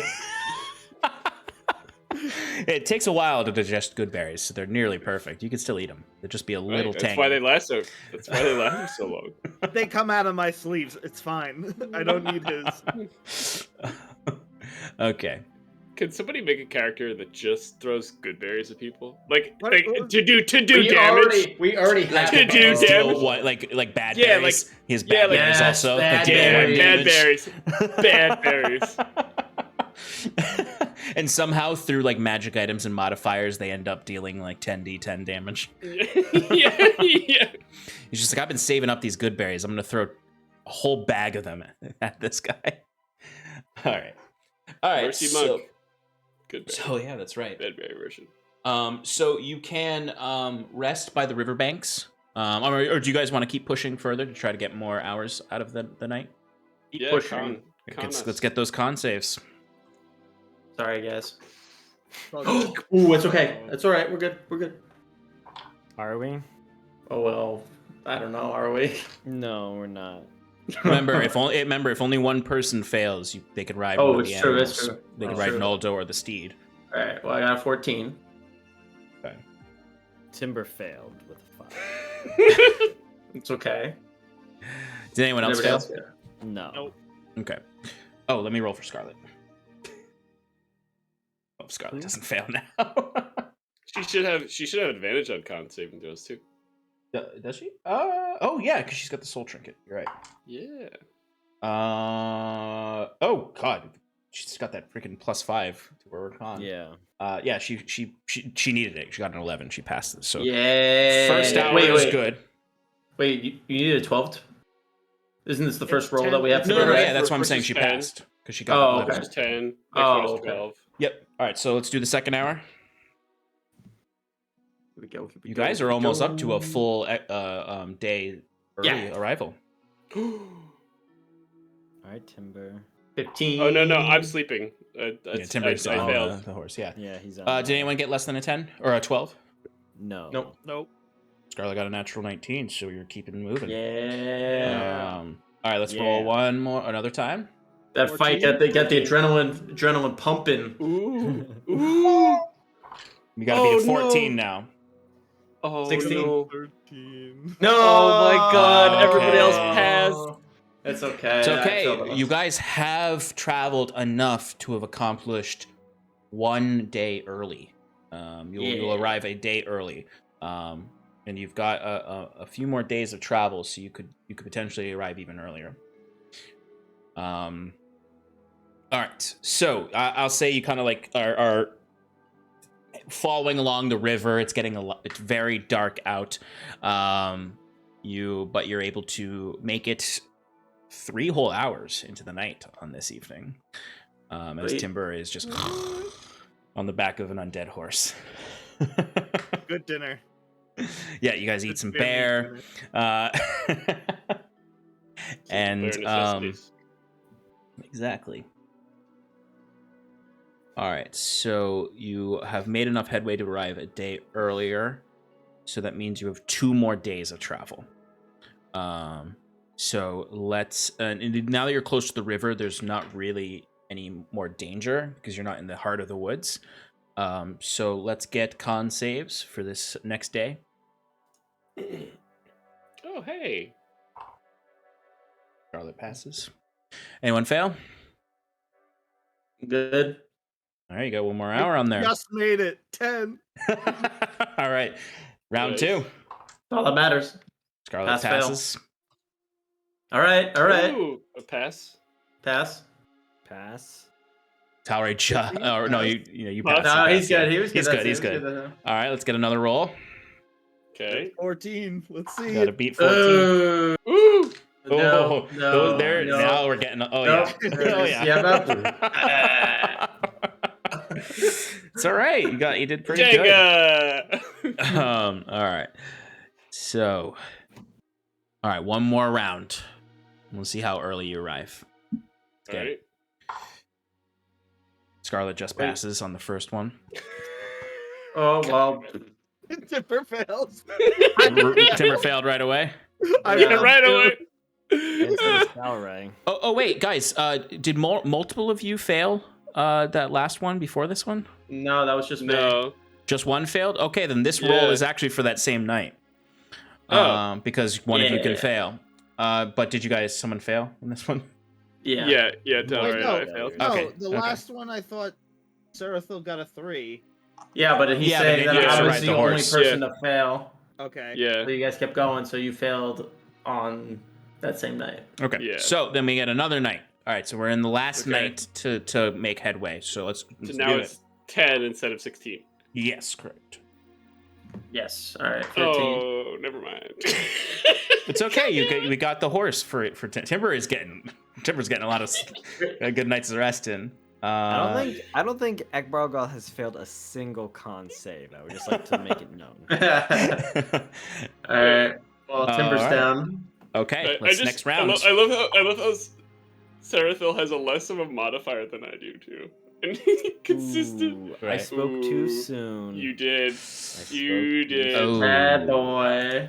So funny enough, in this round, the only person to succeed is Sarathil. 12, baby. 12. With a 12. Yeah, because barely. Scarlet got a nat 1 for a 6. So it's just this is Ekbargot's first failure. But I'll say that's because he's been going so strong for the last 6 days, or True. 5 He days. just watches Timber on the horse, like, sometimes it's nice to share a little with your friends. And then he collapses. So, with all of this in mind, you have added 14 hours of extra travel to your travel, which, considering the typical is 8 hours of travel a day. You have successfully taken off a day and almost an entire second day. So you'll be arriving in the morning. You'll be there, like you'll when you wake up, you will arrive within an hour to the presumed space. You basically just have to cross the river and then trek an hour through the woods to get to where the location is supposed to be. We're gonna take a short break, and then we'll jump into your approach to the base, how you want to approach, how you want to scope it out, and we'll just kind of get that preliminary scope in, and then we'll see if we have time to do kind of any initial stealthy stuff, if you guys have stealthy stuff in mind. So during the break, think about how you want to approach, and we will be back shortly, folks. Okay. Say see you soon. See The, you soon. No. See you in a bit. A little bit. bit.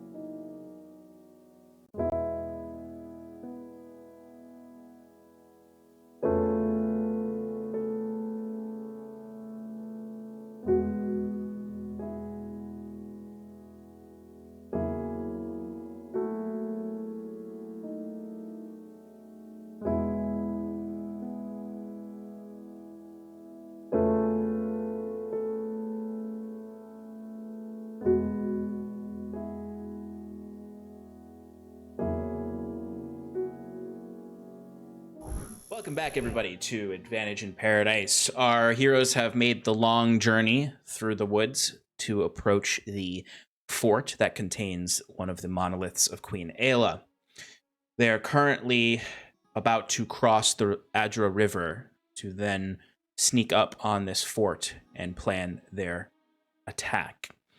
They are arriving in the early hours of the morning, so the sun is rising, so it's still going to be a little bit dark. And you have arrived almost a full 2 days early to this place. So the first thing you would see is a pale white light that ascends to the sky. It's not as bright as the one that is beyond the mountains in Theris Moor, but it is a pillar of light that sort of leaches up into the sky and sort of warps the air around it. Almost like heat warps your vision. But right now you're on the other side of the river, and you can approach however you wish. The first thing is, how are you getting across the river? I walk. How far is the river? How far and deep is the river? This is the main river of the Adra River Valley, so it's pretty far. Whatever it is. Pretty far across. I mean, for those who can't, I just give them the ring and then ask for it back later. I have a ring of water walking. That's right, you do. So all right, so let's figure out first who can actually get across without any help. Talray, obviously. Well, I don't think we all can. I think Sarathil, Ekbargoth, Scarlet doesn't have a means across, I don't think. Yeah, so what we could do is What I will. Okay. Well, go ahead. Now finish what you're going to say. All your magic items. So just give one person the ring of water walking. They go across. Talray or Timber levitate or fly back and forth, and just give the ring over to somebody who needs to walk over next. Might take a little longer, but that is an option. Genius. That is an option if you wish to do that. Okay, great. Yeah, I mean, it's just going to take a little while, but there's nothing really that's going to stop you. Like, it's pretty straightforward. Because this is a main river tributary, so it's like a good like 1,000, 1,500 feet across. So it's a bit awkward, I imagine, for anyone who's not used to any kind of water walking, because it's also a river, so it's like the water's rapidly moving against you. So there is some risk, but if anyone falls over, because it's a ring of water walking, you don't fall into the water, you just hit the water and maybe get pushed down the river a little bit till you pull yourself up. But not enough where you guys can't recover from it. I imagine it's somewhat like a conveyor belt that they're like going across as like the river's going, and they're like, It's exactly what it's like. It's like if you had to cross a treadmill. yeah. So like, I imagine like people are like walking, they're like, as they move to the side. I'd also like to think that Talray or Timber is like holding their hand as they cross. Yeah. Timber is just like, Timber is a Swiss Army knife in the way he's just like, yeah, he can levitate and hold your hand as you're going across to help you balance, flies back, gives the ring to the next person. Such a dad. But it takes a little while longer than you'd expect, so it is going to take you're going to arrive a little later than expected, but you do get across easily enough over some time. I'd say the sun is rising at this point, and you'll arrive. You're about an hour away still. It probably took you close to an hour to get everyone across safely. So you can now traverse the woods quietly. How would you like to approach? Stealthfully. Okay. Let's get those. Ekbalgoth. Yeah. We need to first assess the outside. Okay. When we need to be non-cowardice, we will call upon you. But for now, we need to assess the situation, see our threat level. and go Of course, from there. of course. I'll keep some distance back. You more utilitarian characters can go. Do your stealthy and your sneaky and your lookies. We'll let you know when we need you. Okay, So so Balgoth will stay back and not even come close to causing a ruckus. okay, so you're gonna stay. Are you staying put entirely, or I guess how close do you want to get before Ekbralgoth stays behind? Or How just you far want does it Ekbralgoth seem just to we kind of are? always keep a distance behind you guys, even as you're approaching? Yeah. You're an hour away from it, so it's gonna be a little bit. Oh, okay. So So you can- yeah, I mean he'll continue with them, but like the Okay. moment it starts to look like there's anything on the horizon, but additionally he will stay at least 120 feet away. Okay. So why doesn't everyone who wants to give me a quick perception check just to gauge your distance from it, so that you know when you're pretty close. Ooh, natural 20. Nice. I get advantage because of reasons.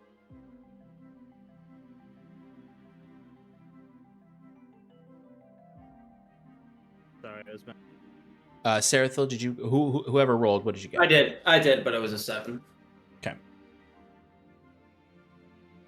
So Timber, what you see is I got a 27.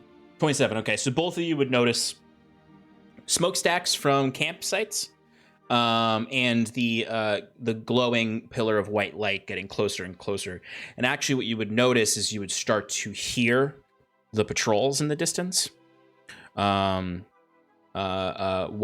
around the opening. So you would know at this point you're probably a couple 100 feet away, and you can start stealthing if you'd like. I'm gonna cast Pass Without a Trace at this point. Okay. I'm Ekbralgoth, gonna are you staying behind? Okay. look around the group and say, look, do you want just Scarlet and I to assess the situation and come back, and then we can plan from there, just to mitigate our risk of being caught? That's fine with me. I'm I've done my less- fair share of good stealthing late.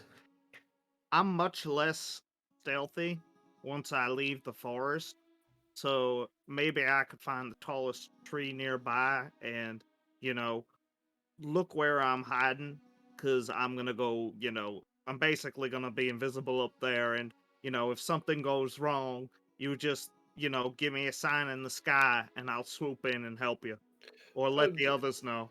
The sign in the sky would definitely give a position away from. Well, I mean, if you're caught anyway, that's what I'm saying. If we're caught anyway, sure. Okay.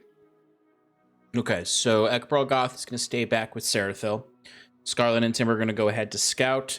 Talray's going to take to the trees and keep an eye on Scarlet and Timber, and if something goes wrong with the two of them, he's going to put a signal up in the air for the others to come, right? Yeah, or I'll just probably go back and get. Okay, yeah. Yeah, Not, because okay. Yeah. Cool.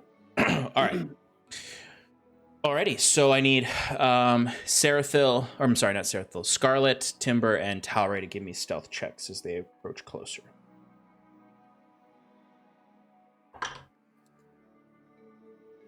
Okay. Scarlet got a 37. 18. With Paths Without Trace? Oh, 28. Okay, because this is the approach. You can split from them later. 29. Okay. Yeah, no problem. No one's seeing you guys. Well, yeah, actually, these are Curon level. Yeah, No true. one is Huron level. They're You're not on level. like he is. I also, do my camouflage. Okay. As far as you know, you have not been spotted. Timber and Scarlet, you would be on the forest floor, as Talray would then split off from you to go up into the trees.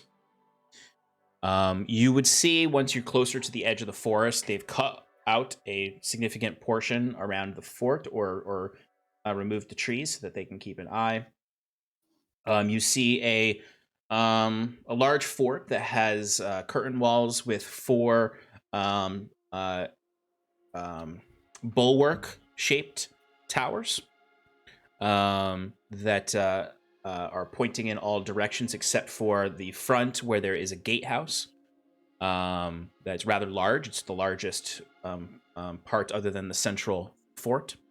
I'd say from the map that I've sent you guys, you are approaching from the left side. So you would see that there is a campsite with barricades that is part of the southwestern wall next to the gatehouse. You can see the tips of the top of the monolith sticks out from above the inner fort, where you can see there are walls to that inner fort as well. And you can see the ramparts are well lit, and you can see there are guards patrolling the ramparts, as well as guards patrolling the outer area of the grounds. You can see pairs of guards. They seem to be in a rotation, moving around 2 at a time that are a certain distance from each other, just keeping a constant patrol around the fort, as well as moving in the opposite direction, pairs moving on the walls of the fort, one going clockwise, one going counterclockwise, while the folks in the campsite seem to be relaxing and not necessarily on duty. And there is other chimney stacks coming from inside the fort. It seems like they're getting the day going. There's breakfast being cooked while the first wave of patrols is moving about. You're not quite sure when they started. It's a little difficult to think about, as you know, Huron only slept 4 hours in a night, so this could be the end of the first shift of guards. And they could have been watching for the last 4 hours. But you would see close by to you, I'd say you're about maybe 20, 30, 40 feet into the forest line, concealed in the brush as you're observing this. And you can see to your left seems to be more fort. To your right is the large gatehouse, where the walls are actually taller in the gatehouse. Probably where the walls in front of you are maybe 50 feet tall. The gatehouse is probably 100 feet tall. And there are 2 kind of, or you see a rounded structure on the edge of the gatehouse, or on the side of the gatehouse. But you are, to your left would be the actual physical gate entrance, and then to your left is all the rest of the fort. What would you like to do? Looking over at Scarlet, I'd like to go around the perimeter, and then we can assess how their patrols, if it's random or is it's predicted, just kind of and and then get back to the group. Okay, give me a perception check and a stealth check again. You got it. Okay. Oh,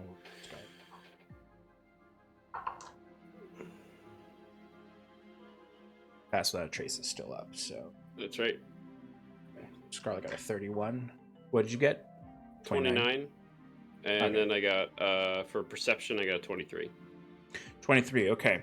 So as you're moving around, keeping yourself quiet, you notice that these pairs of guards, you count that there are probably 10 guards in pairs of 2s, so 5 patrols that move around the entire fort. And it looks like 5 patrols that move on the fort walls. They do move in a predictable way with gaps between them. They seem to be trying to. So the fort itself is a pentagram.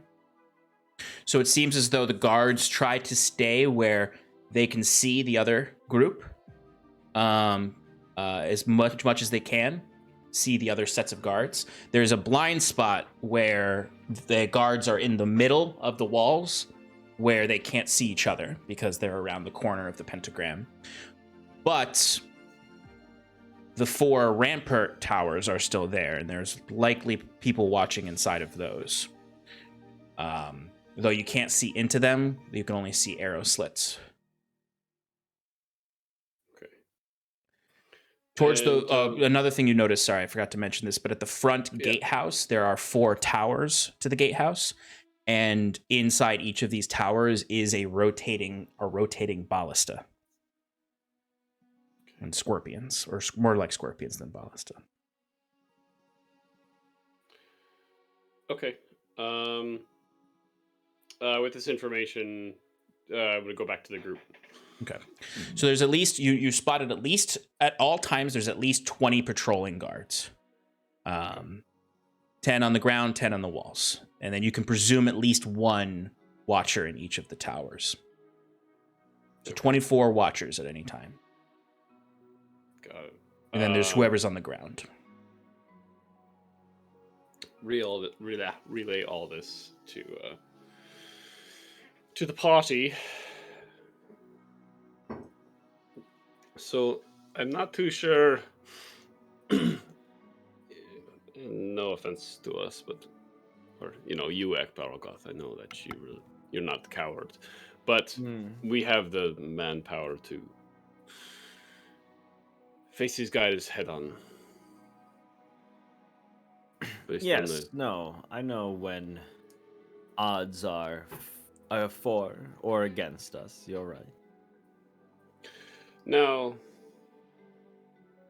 here's a ridiculous idea, but there's 2 ways in which, in my Swiss Army knife kit that I have, The Swiss, they're a very well-known culture in Gwenvalier.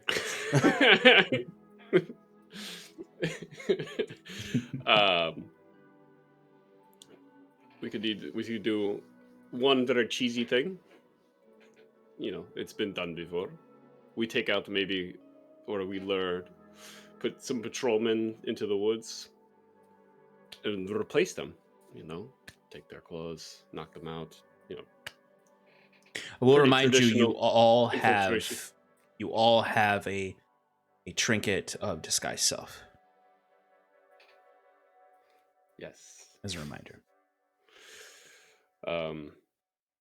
Insert ourselves in, sort of unquestionable. Another way is their lighting is pretty good, but there are a couple of gaps. I might be able to sneak in solo, as long as we create a distraction on one end. A distraction, you say? Now you're speaking my language. I'd given it some thought, but now that we've seen the whole compound itself, if I approach the front gate as a simple traveler looking to, I don't know, say, test my might against some of Alicia's finest, I'll of course request some cover fire from yours truly, he says, gesturing to Talray, to ensure that should they decide to play nasty, I have some insurance.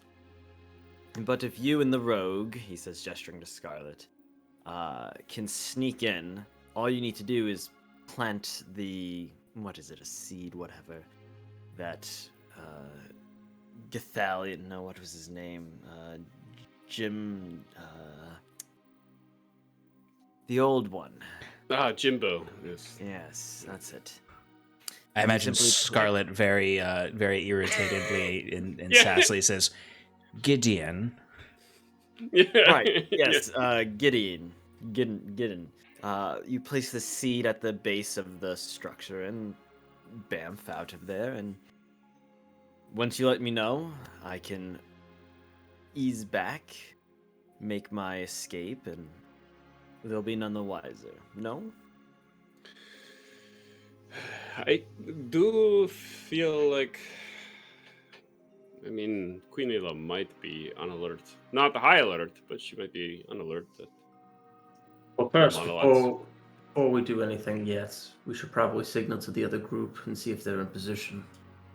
Of course. That's most important, yes. We did ride here quite early. They might have not been so lucky. Yeah. So Scarlet would reach out to the other group, and you would find out that they're slightly behind. They're not, but not significantly. They're only a couple hours behind. They'll be in position by midday.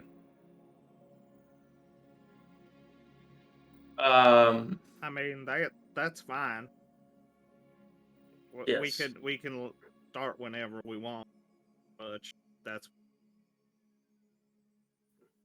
You're cutting out, Clayton. You got to talk Oh, closer to your mic. if that's what they're saying, then yeah, that's fine.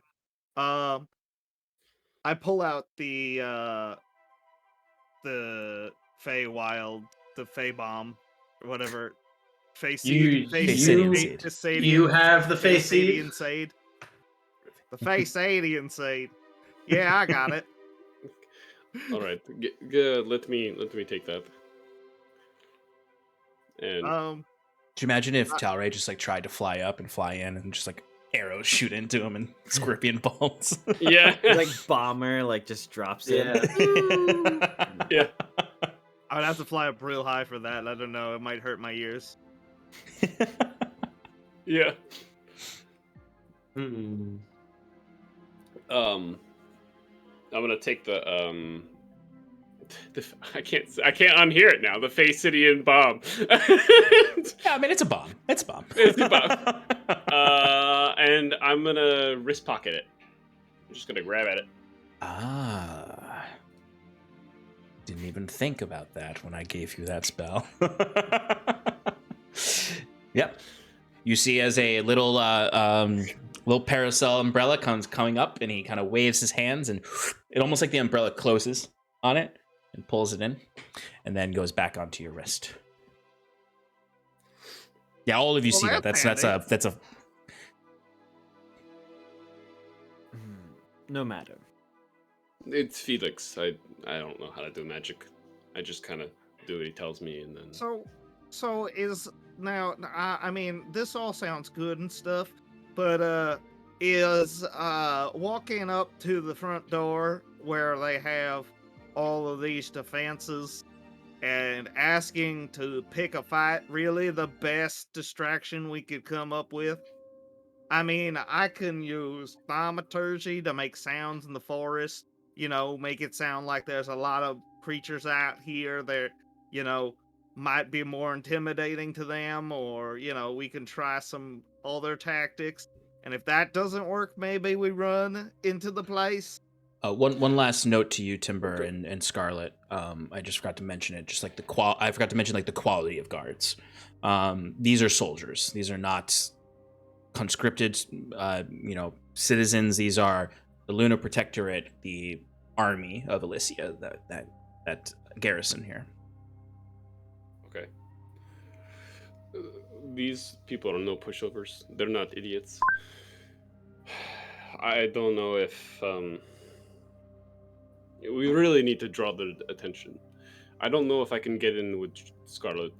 No offense, Scarlet, but I don't know if you can teleport yourself inside a Offended Tisk, Scarlet.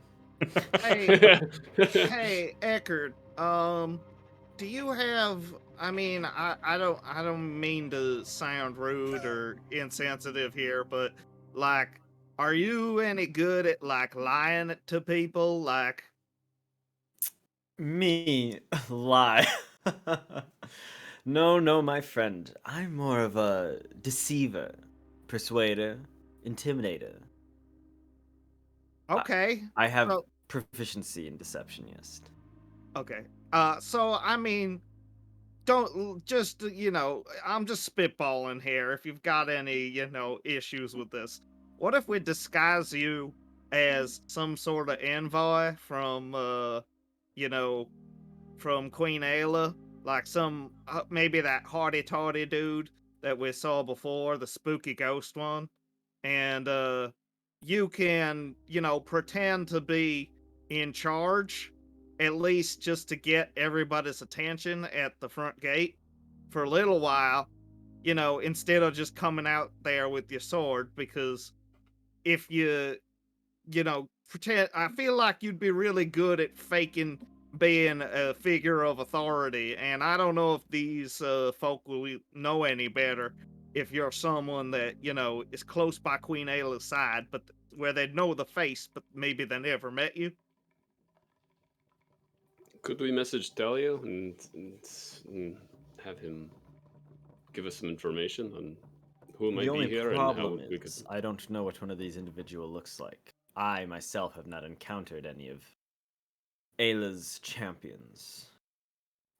That's why I was thinking we should do the very traditional replace a guard. Classic Hollywood stunt. Sarathil, what do you have in your kitten caboodle? I don't like the idea of sounding the entire guard. Trying to think of the best course of action here. Maybe Talio. See if Talio may have more insight. That's what he knows of those, but that's patrol here. I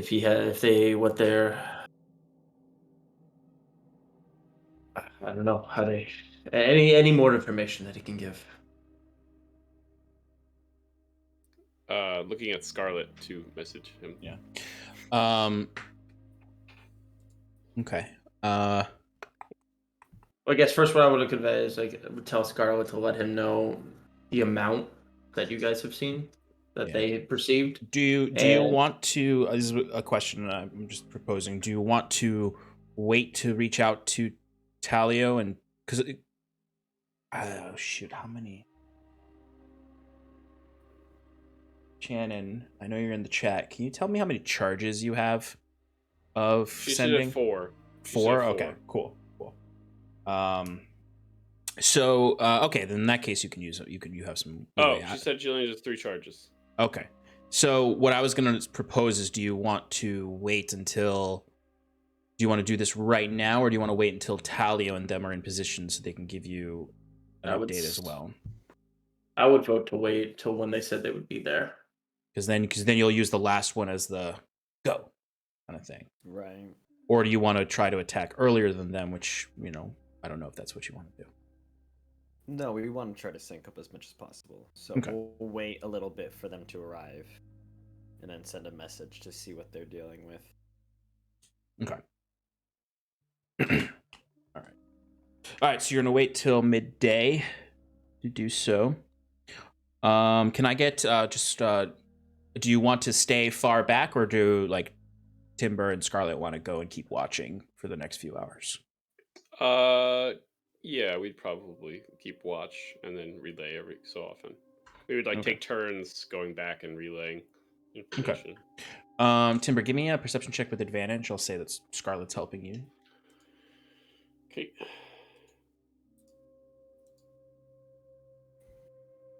Oh Jesus. 17. Oh, okay. And give me a stealth check. Yep.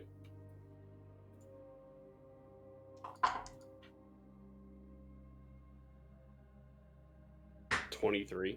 23, okay. So I would say, Timber, there's I'd also just be invisible, by the way. Okay. From just from the dim light. Yeah. Oh, that's right. Is it dim light that you're Yeah, dim light. I can make myself visible for free. At will? As an action. Yeah. All right. Well, I'll give them disadvantage to look for you then. Okay. Which is actually good. Because 23 is a very low number. Yeah. I also didn't roll with advantage, but that's also another. Well, you can roll with advantage too. Yeah, it's 29. Okay, then you're good. You were not good a moment ago, so good call.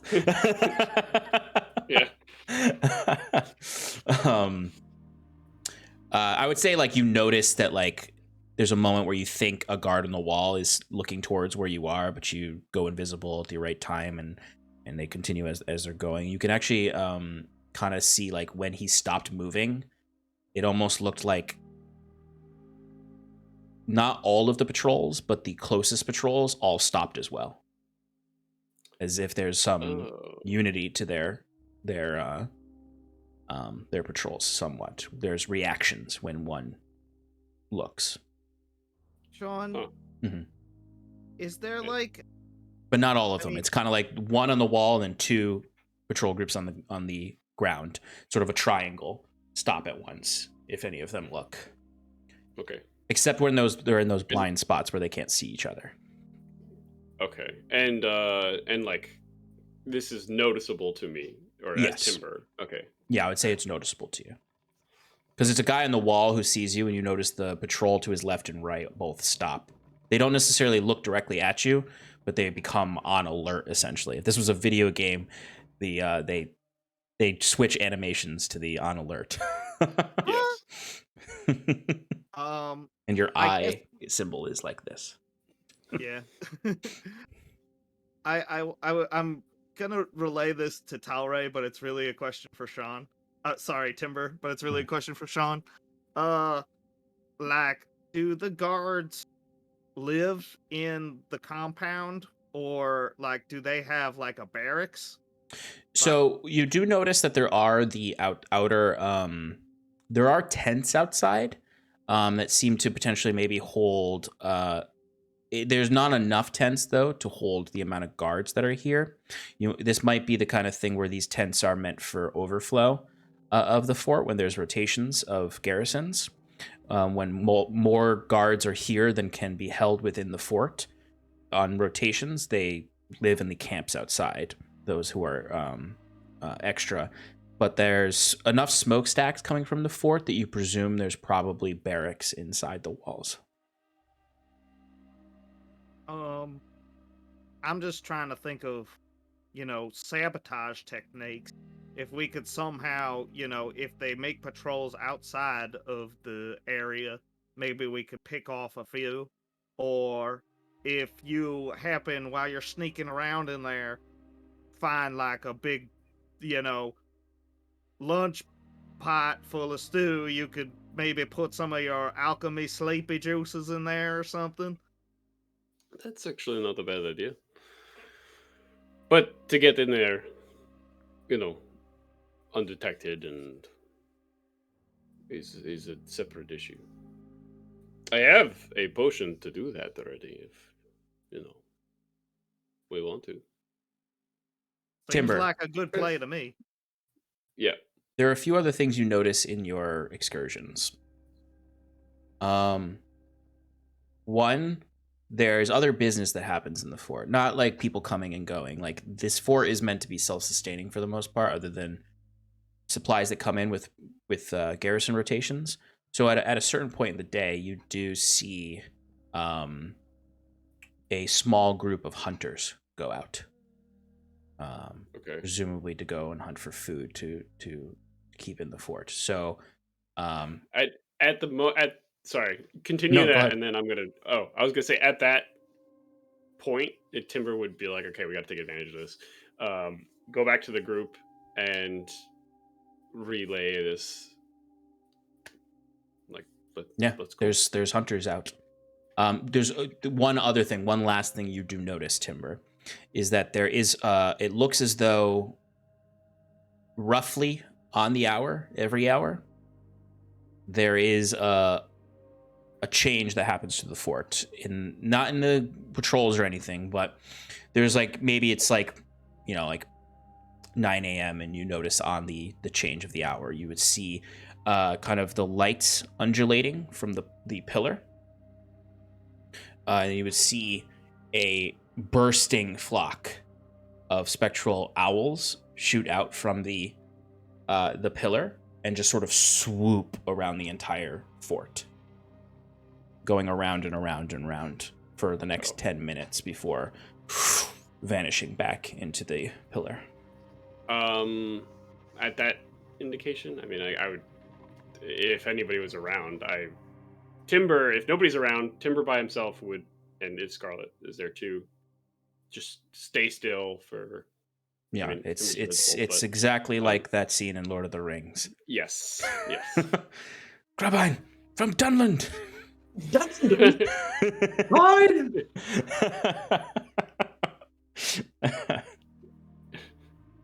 Okay. But it's after, sometime after that you would notice the team of hunters going out. Okay. Yeah. We got to go. We need to take advantage. We need to. What is the word? Jump. How many? Group of these. How many hunters were there? I believe there was 5. Is that correct? There were 6. There are 6. A good hunting party will keep separate a little bit. We should wait till they're further away. 6 hunters and 2 Velic stalkers. One for you could presume they maybe if they are splitting up, they split the Velic stalkers. Velic stalkers? Yeah, it's the same beast Talray has, or sorry, Talio has. Talio. They're basically souped up wolves that are somewhat vulpine-like, fox-like. They have 3 eyes, and from what they're particularly perceptive, and also have a little bit of. They automatically get 1 luck roll each day because they have some magical foresight. This actually may be somewhat of an advantage. If we can get the jump on the hunters and dispatch of them, maybe. And I might need a reminder from you, Sean, of exactly how this worked. I think I have an idea what you're about to say. Touching the pendant that's like on the cloak that I have. It's like these gifts that were given to us allow us to disguise ourselves for one use. We take these hunters out. We see their faces. We know what they look like. We can change our appearance to pretend to be them to get access to the fort. Yes. And the creatures, don't you think they'll ask where their companions went? Well, you're the one of deceit, huh? I would imagine, well, there's only 5 of us. It doesn't count for 6. Some sort of accident happened out while hunting. It was the 6 plus the 2. So that's what we would. 3. You'd have to have 2 dead animals and 1 dead hunter. Right. In your story. Yes. Maybe we can disguise Mundi to be one. I don't know if we have enough. Do you have a well, these. I mean, do I have any magic to do that? I don't think so.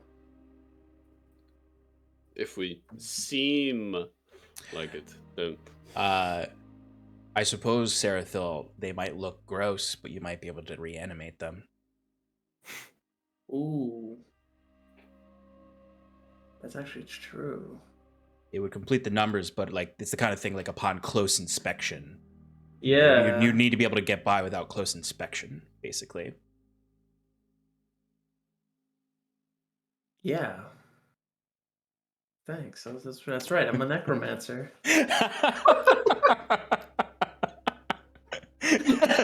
Well, we'll just have to kill him without making it look too bad. It's funny because I thought for a moment you were gonna say that you were let's kill them all and I'll just reanimate all of them to follow Ekbralgoth in. but no, yeah, that's it sounds like the plan right now is to stalk these hunters, ambush them, kill them, take on their likeness, and sneak everyone into the fort. Yes. Okay. So, we will engage in that plan next week. Ooh, okay. Bang, bang. So, if there's any refining that you want to do to this plan over the next week, you've got the overhead of the fort, and but before we go, one more scene. Huron. Who? Some guy. Talk about me? Talk about a good game? Huron, you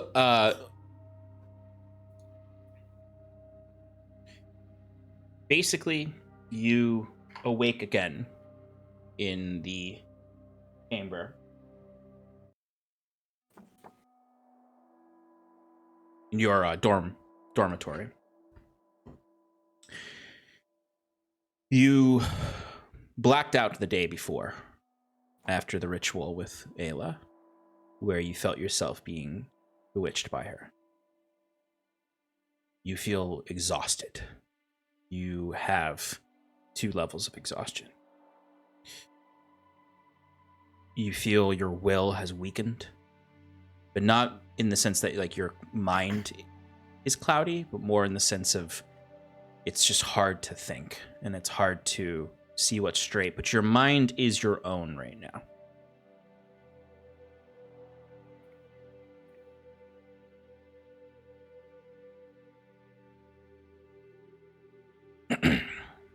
A knock comes on your door and you hear the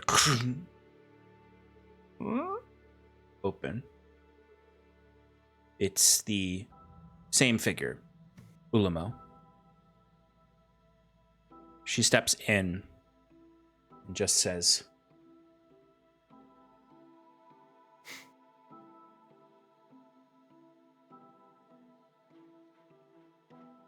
Queen Ella has granted you freedom to walk about the Citadel to an extent. I will be watching you. Ulamo, how long has it been? How long have I been out? That is not important.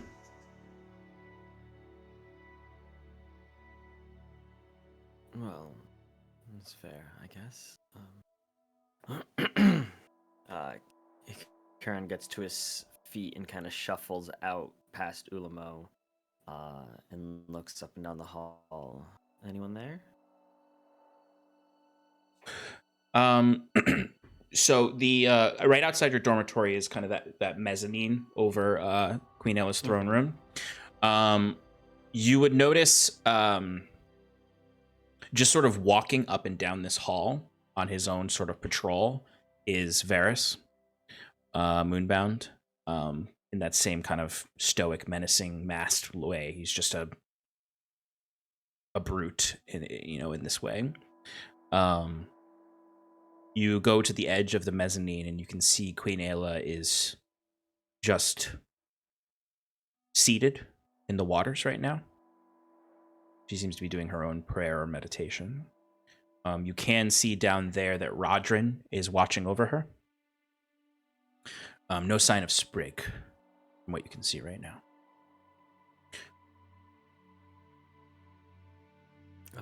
Looking over his shoulder at Ulamo, Kieran will say, Sovereign, would you walk with me?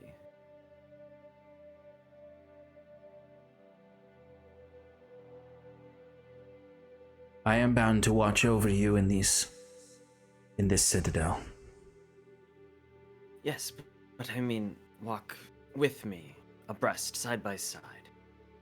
Could use a guide amongst these halls. A friend.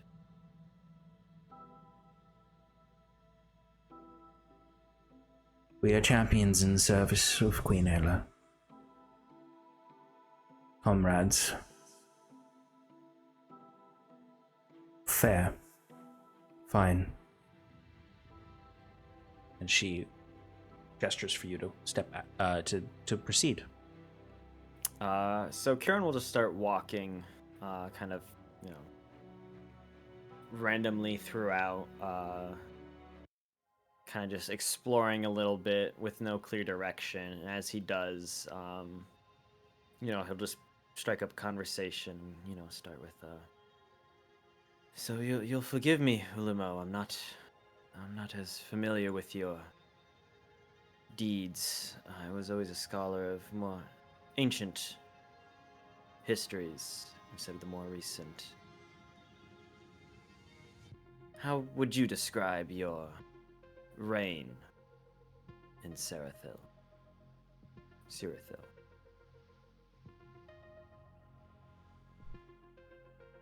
What we do in life does not concern our new life. In service of the court, in service of the halls of the dead and our queen. Right, of course. But your actions in your past life brought you here. In a way, it brought me here, and it's brought Ayla to the point where she was able to enact her plans. Surely, what you did in life should still be commemorated and remembered. No? Give me a persuasion roll. Can I use Ekbar Khan? No. I'll give you advantage because you're talking to another an Elysian. You know you're Nice. might need it. Oh, that's a natural 20 for a 19. Nice. You would notice at the mention, the way you describe life this way.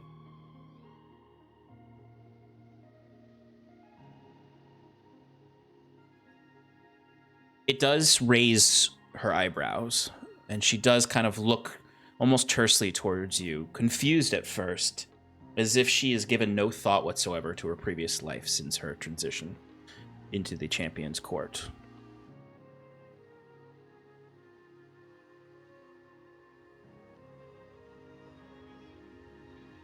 Life. I was sovereign. I was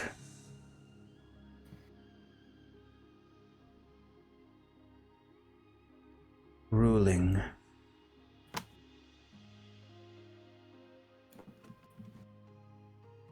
In the recovery. Rebuilding our society. Only been a few centuries since the darkness ended. I have not thought of these days for 800 years.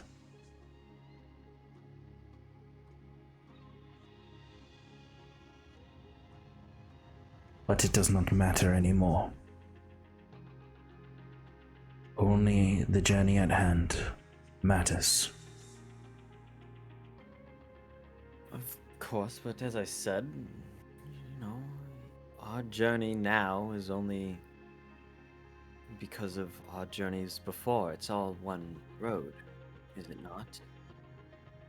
You started on the path, a shepherd of Iluvania. Now you walk that same path as a champion of Ayla. Should one not affect the other? Inform it? Give it direction? Give me another persuasion roll with advantage.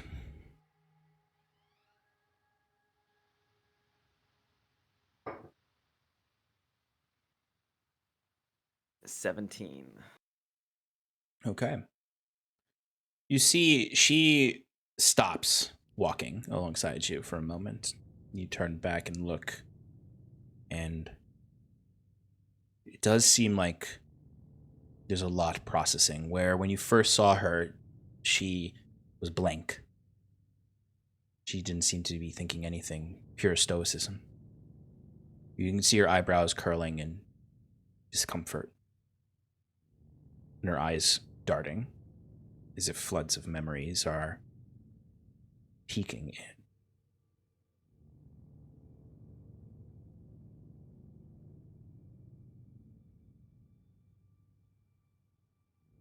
I saw shards of our goddess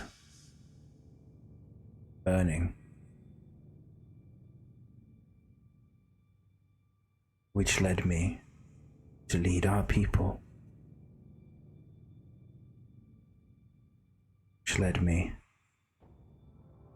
to the shepherds. but I don't know what led me here. My final days are dim, clouded, but painful. What have you done to me?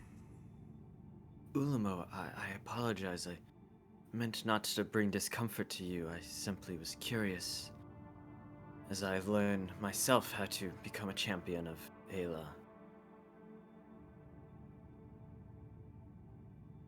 It's just that I had heard rumors, of course, that,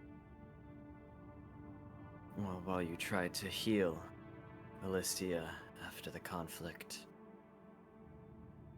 some said Ayla forced that healing upon you and our country.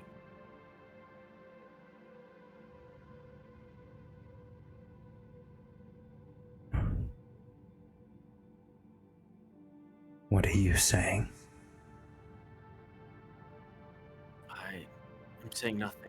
I apologize, Ulamo. I should not have spoken that way. Sovereign such as yourself. Simply that I think it's pertinent we remember why we, as individuals, are here. Not just because Ayla has chosen us for her journey, but the circumstances that brought us to her feet. You would see as you're saying this, she looks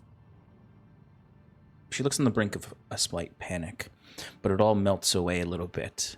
And for a moment you think you're bringing that calm, but then the eyes drift almost lifeless again as she stands up tall. You hear footsteps behind you of bare feet tapping against the harsh stone. Queen Ayla.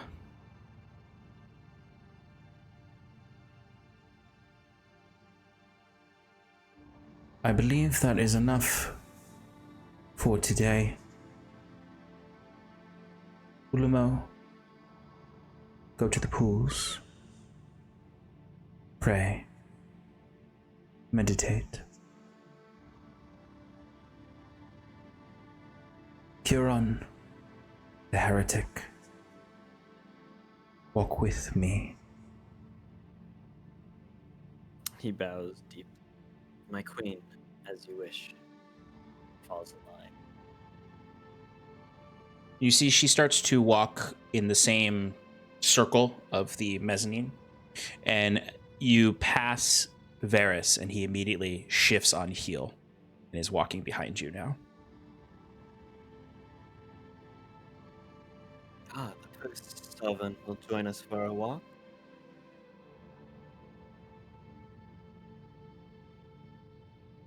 You wish to help us on this great journey. You offer guidance. What do you believe your friends are doing? Where will they go? Do they take up your cup?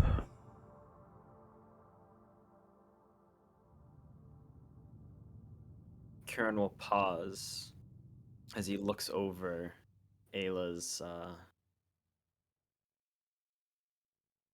all the pool over the meditation pool, and kind of lean against put both hands on it, the railing, and lean and look out and goes, "Oh yes, I imagine they will take some time to grieve. They are assisted by other gods besides our Crescent Heart. You haven't been out there recently, Ayla. New manifestations are on the rise. New gods. New creatures of power. Where they go, that I could not tell you. How they'll go about continuing my mission Whether or not they even found whatever remains Varys left at Hill.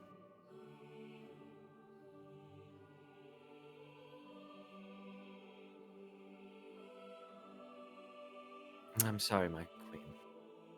The only help I can offer, our great chat, is to remember where we've all come from, he says, and he's just staring straight at Varys. Where our pasts lie, and how we came to be here. Looking to her. I apologize if I cannot do more. Seems I'm not quite suited to be one of your champions. My benevolent queen. You will learn. You will learn.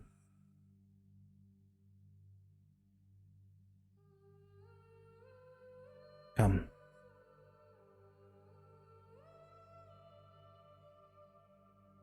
There are contemplations that need to be done.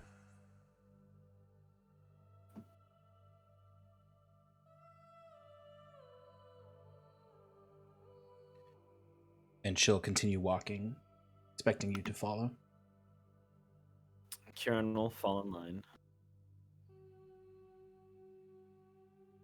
And she would bring you back down towards the pools.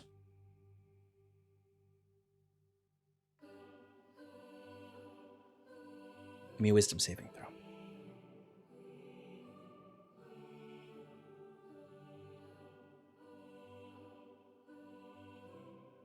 $28. Okay. The meditations do not have the same effect on you today. Though you feel the pressure of them and feel the power of Queen Ayla, just as you did the day before, they don't root as thoroughly into your mind. You do not feel an overwhelming flood of joy that you felt yesterday, an exhausting joy at the sight of Ayla. Today, they are just meditations, words, and prayers. While I'm meditating in this font, could I try to look for any signs of Iluvania within this font?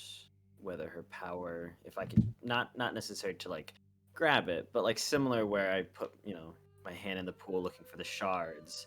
Only this time it's more of a metaphorical hand in the water, trying to reach for Iluvania's warmth. Yeah. Go ahead and give me a wisdom saving, or just a wisdom check. Okay. 13. Your reach for the divine is muddied by the presence of Ayla and the overwhelming divinity of the font itself. It almost feels like maybe, but you're unsure of the, for lack of a better way to put it, purity of the connection. And no doubtedly, there is always the presence of the shards that you feel. But where they are, you're uncertain. But as you resist the beguiling words of Ayla and simply meditate and pray as you would in such a holy site, that's where we're going to end tonight. And next week, we will get into the riff-raff, rabble-rousing of ambushing some hunters, reanimating some Velik stalkers, and infiltrating the fort. All right, folks. Good job tonight. Thank you, everyone else, for joining us. We'll change away from the choir for our goodbyes. Thank you for joining us tonight, folks. As always, we have programming throughout the week. And things have been a bit crazy, so I haven't done relaxing consistently. But this week we will be doing relaxing because I need to finish painting the spire. Although, granted, they may just absolutely crush this infiltration and just plant that thing and get the fuck out of there, and I'll have this beautiful spire that I'll still show everyone. And I'll What are you still... talking about? There's a third. Save it There's for the still a next third. one, yeah. True, that's true. That's true. Okay. That's gotta be. Even if we do get through this, like no problem, infiltration. Like Ayla's gonna be like, the fuck's going on? Like all forces on deck. Third one, this is gonna be a battle. Yeah, for sure. If I don't get to show off the spire this round, it'll definitely get shown off at that contest. So here's to you all potentially getting a flawless victory next week. See how it goes. Don't jinx it, Jesus. Oh my goodness. You heard it here, folks. If they don't succeed flawlessly next week, it's my fault. But I will be doing that Relaxing in Paradise Thursday at 8:30. So if you want to get a sneak peek at the terrain piece that is the Spire of Spire of Ayla, come check it out there. We have the Sean Enchanted Power Hour on Sundays at 7 p.m. Eastern Standard Time. This upcoming Sunday, there will not be the Arcane Quandaries of Strixhaven. That will return in 2 weeks. It is a bi-weekly show. And our YouTube backlog should be all updated by the end of this week. So if you're trying to catch up on stuff or trying to catch the premiere of the Arcane Quandaries of Strixhaven, check that out there. Otherwise, thanks for hanging out with us tonight, and we hope that you return to Paradise. Thanks, folks. We are going to send a raid on over to somebody. To Stefan. Everyone go to Stefan's apartment and throw rocks at him. That's a raid on them. I'll be there in 2 seconds. Uh-oh. All right, we're going to actually raid one of my friends. They're not doing D&D, but they are doing, I believe, some horror gaming. So go ahead and give our friend Respawn Machine some love. She does run a TTRPG channel called What the Hex. And they run indie TTRPG games. They're really, really fun folks. But go ahead and give Respawn Machine some love. We'll see you all very soon. Have a lovely evening. Say goodbye, everybody. Say goodbye, everybody. Nice haircut, Sean. Say goodbye, everybody. Thanks. Yeah.